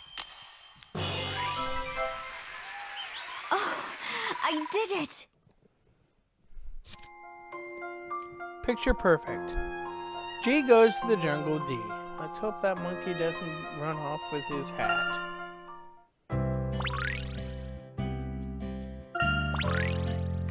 You got a new item of clothing, striped V-neck. Jones might just be a bit grumpy from the jet lag. I even went out of my way to give him a special gift, but he wasn't having it. Oh, it wouldn't happen to be the Poponia from the Harmony Ring, would it? Yes, that's the one. I mentioned our honeymoon to a young lady selling cakes, and she popped it straight into my hand. We're trying to find it now. Do you know where it is? Oh, I'm so sorry, dear. I don't. If I'd known you wanted it, I'd have been able to give it to any one of you. But I heard it's bad luck to hold on to it for too long. So I made sure to just pass it on quickly. I tried giving it to a couple of comedians who seemed to be frantically searching for it anyway. But they wouldn't listen to me. They just belted out some angry remarks and stormed off. What can I say? It's their loss. In the end, I gave it to somebody much nicer at lunchtime. If you ask me, he was far more deserving of it than those two. So we'll have to keep searching. Which means those two were idiots. We've talked to so many people now, but there's still no way to know where the egg could be. I think we're almost there, Luke. I'd say we need one more piece of information and we'll be able to work it out. How are we going to do that? I close to working it out? You just leave it to the professor's #1 assistant. I'll bet you anything you like I can solve this one. You're on, Emmy. If you can't solve it on your first try, you'll have to, treat me to an ice cream. Challenge accepted. Well, let's go to...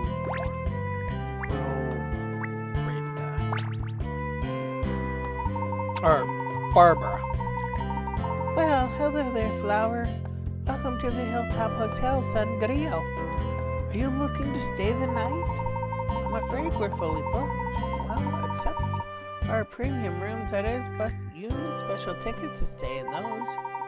You can use the reward points you get for your treasure hunting to get your hands on those tickets. So, if you ever do get your hands on one, come back and I'll set you up with one of our most dazzling rooms, okay, Pumpkin?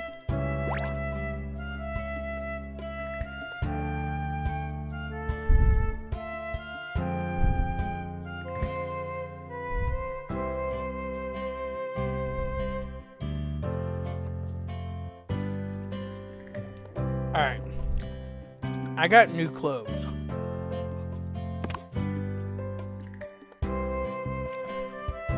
So I gotta figure out who's this who here.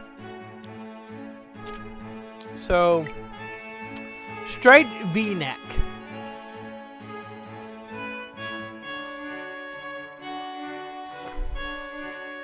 Huh? I'm Anita? Okay, well I got her shirt then. I don't have anything else then other than the sturdy shoes and the glasses then. She just needs the something on her head and a pair of pants. Alright. Take a look at my collection. My planet kit. This kit is apparently the first step to creating your own model solar system.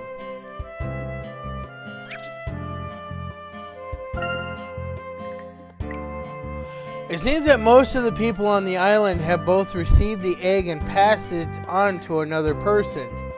Emmy appears to be close to determining the rather specific conditions according to which the puponio is passed around. We may only need to talk to 1 or 2 more people before she has the entire egg passing ritual and its rules worked out. Alright, I think this is a good time to save it.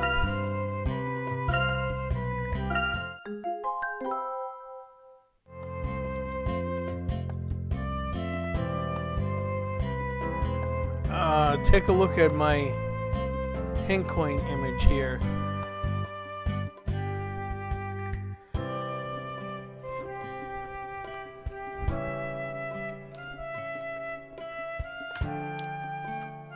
Alright, I think I'm going to end it here.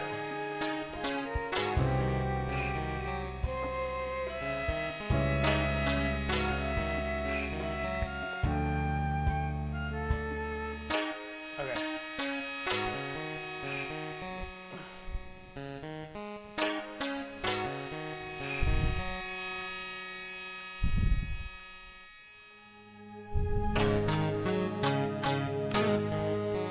Let me go find a raid target.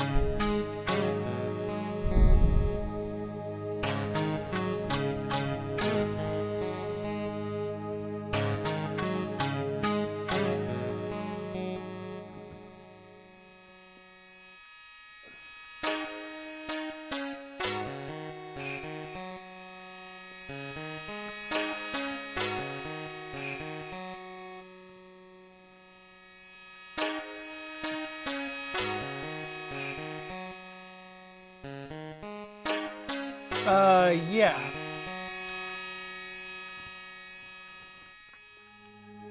It's a good thing that I got automatically to claim that one.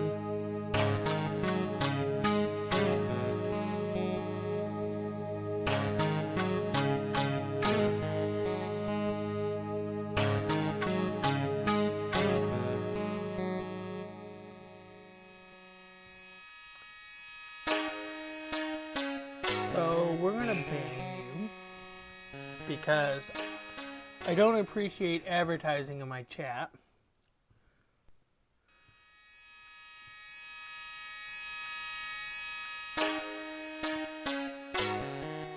So good on Automod. Automod did its job.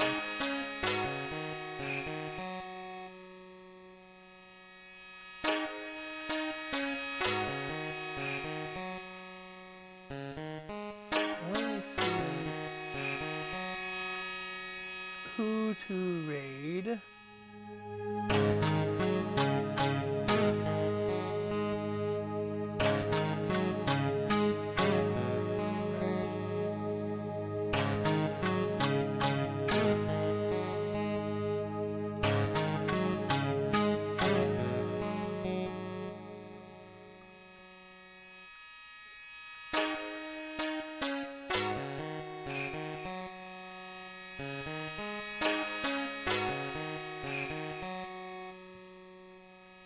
I think I'm going to raid Nintendo Addict.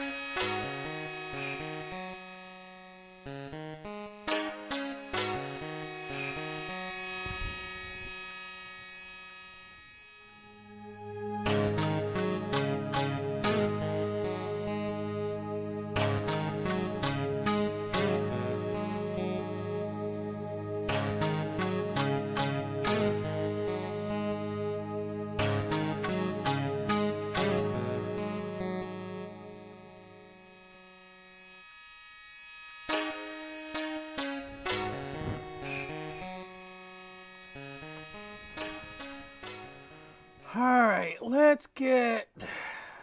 because he's also streaming on Twitch. So let's get him going here.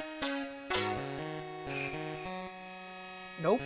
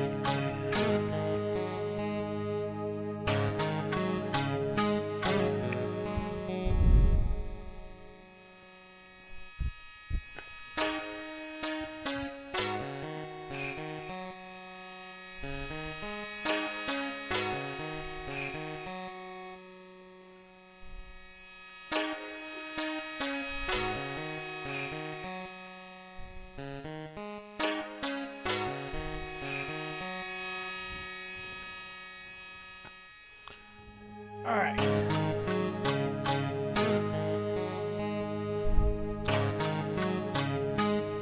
You got that set up? Alright. Let's start raid. So, give Nintendo Addict a like and a subscribe on YouTube. On Twitch, give him a follow. And we are out.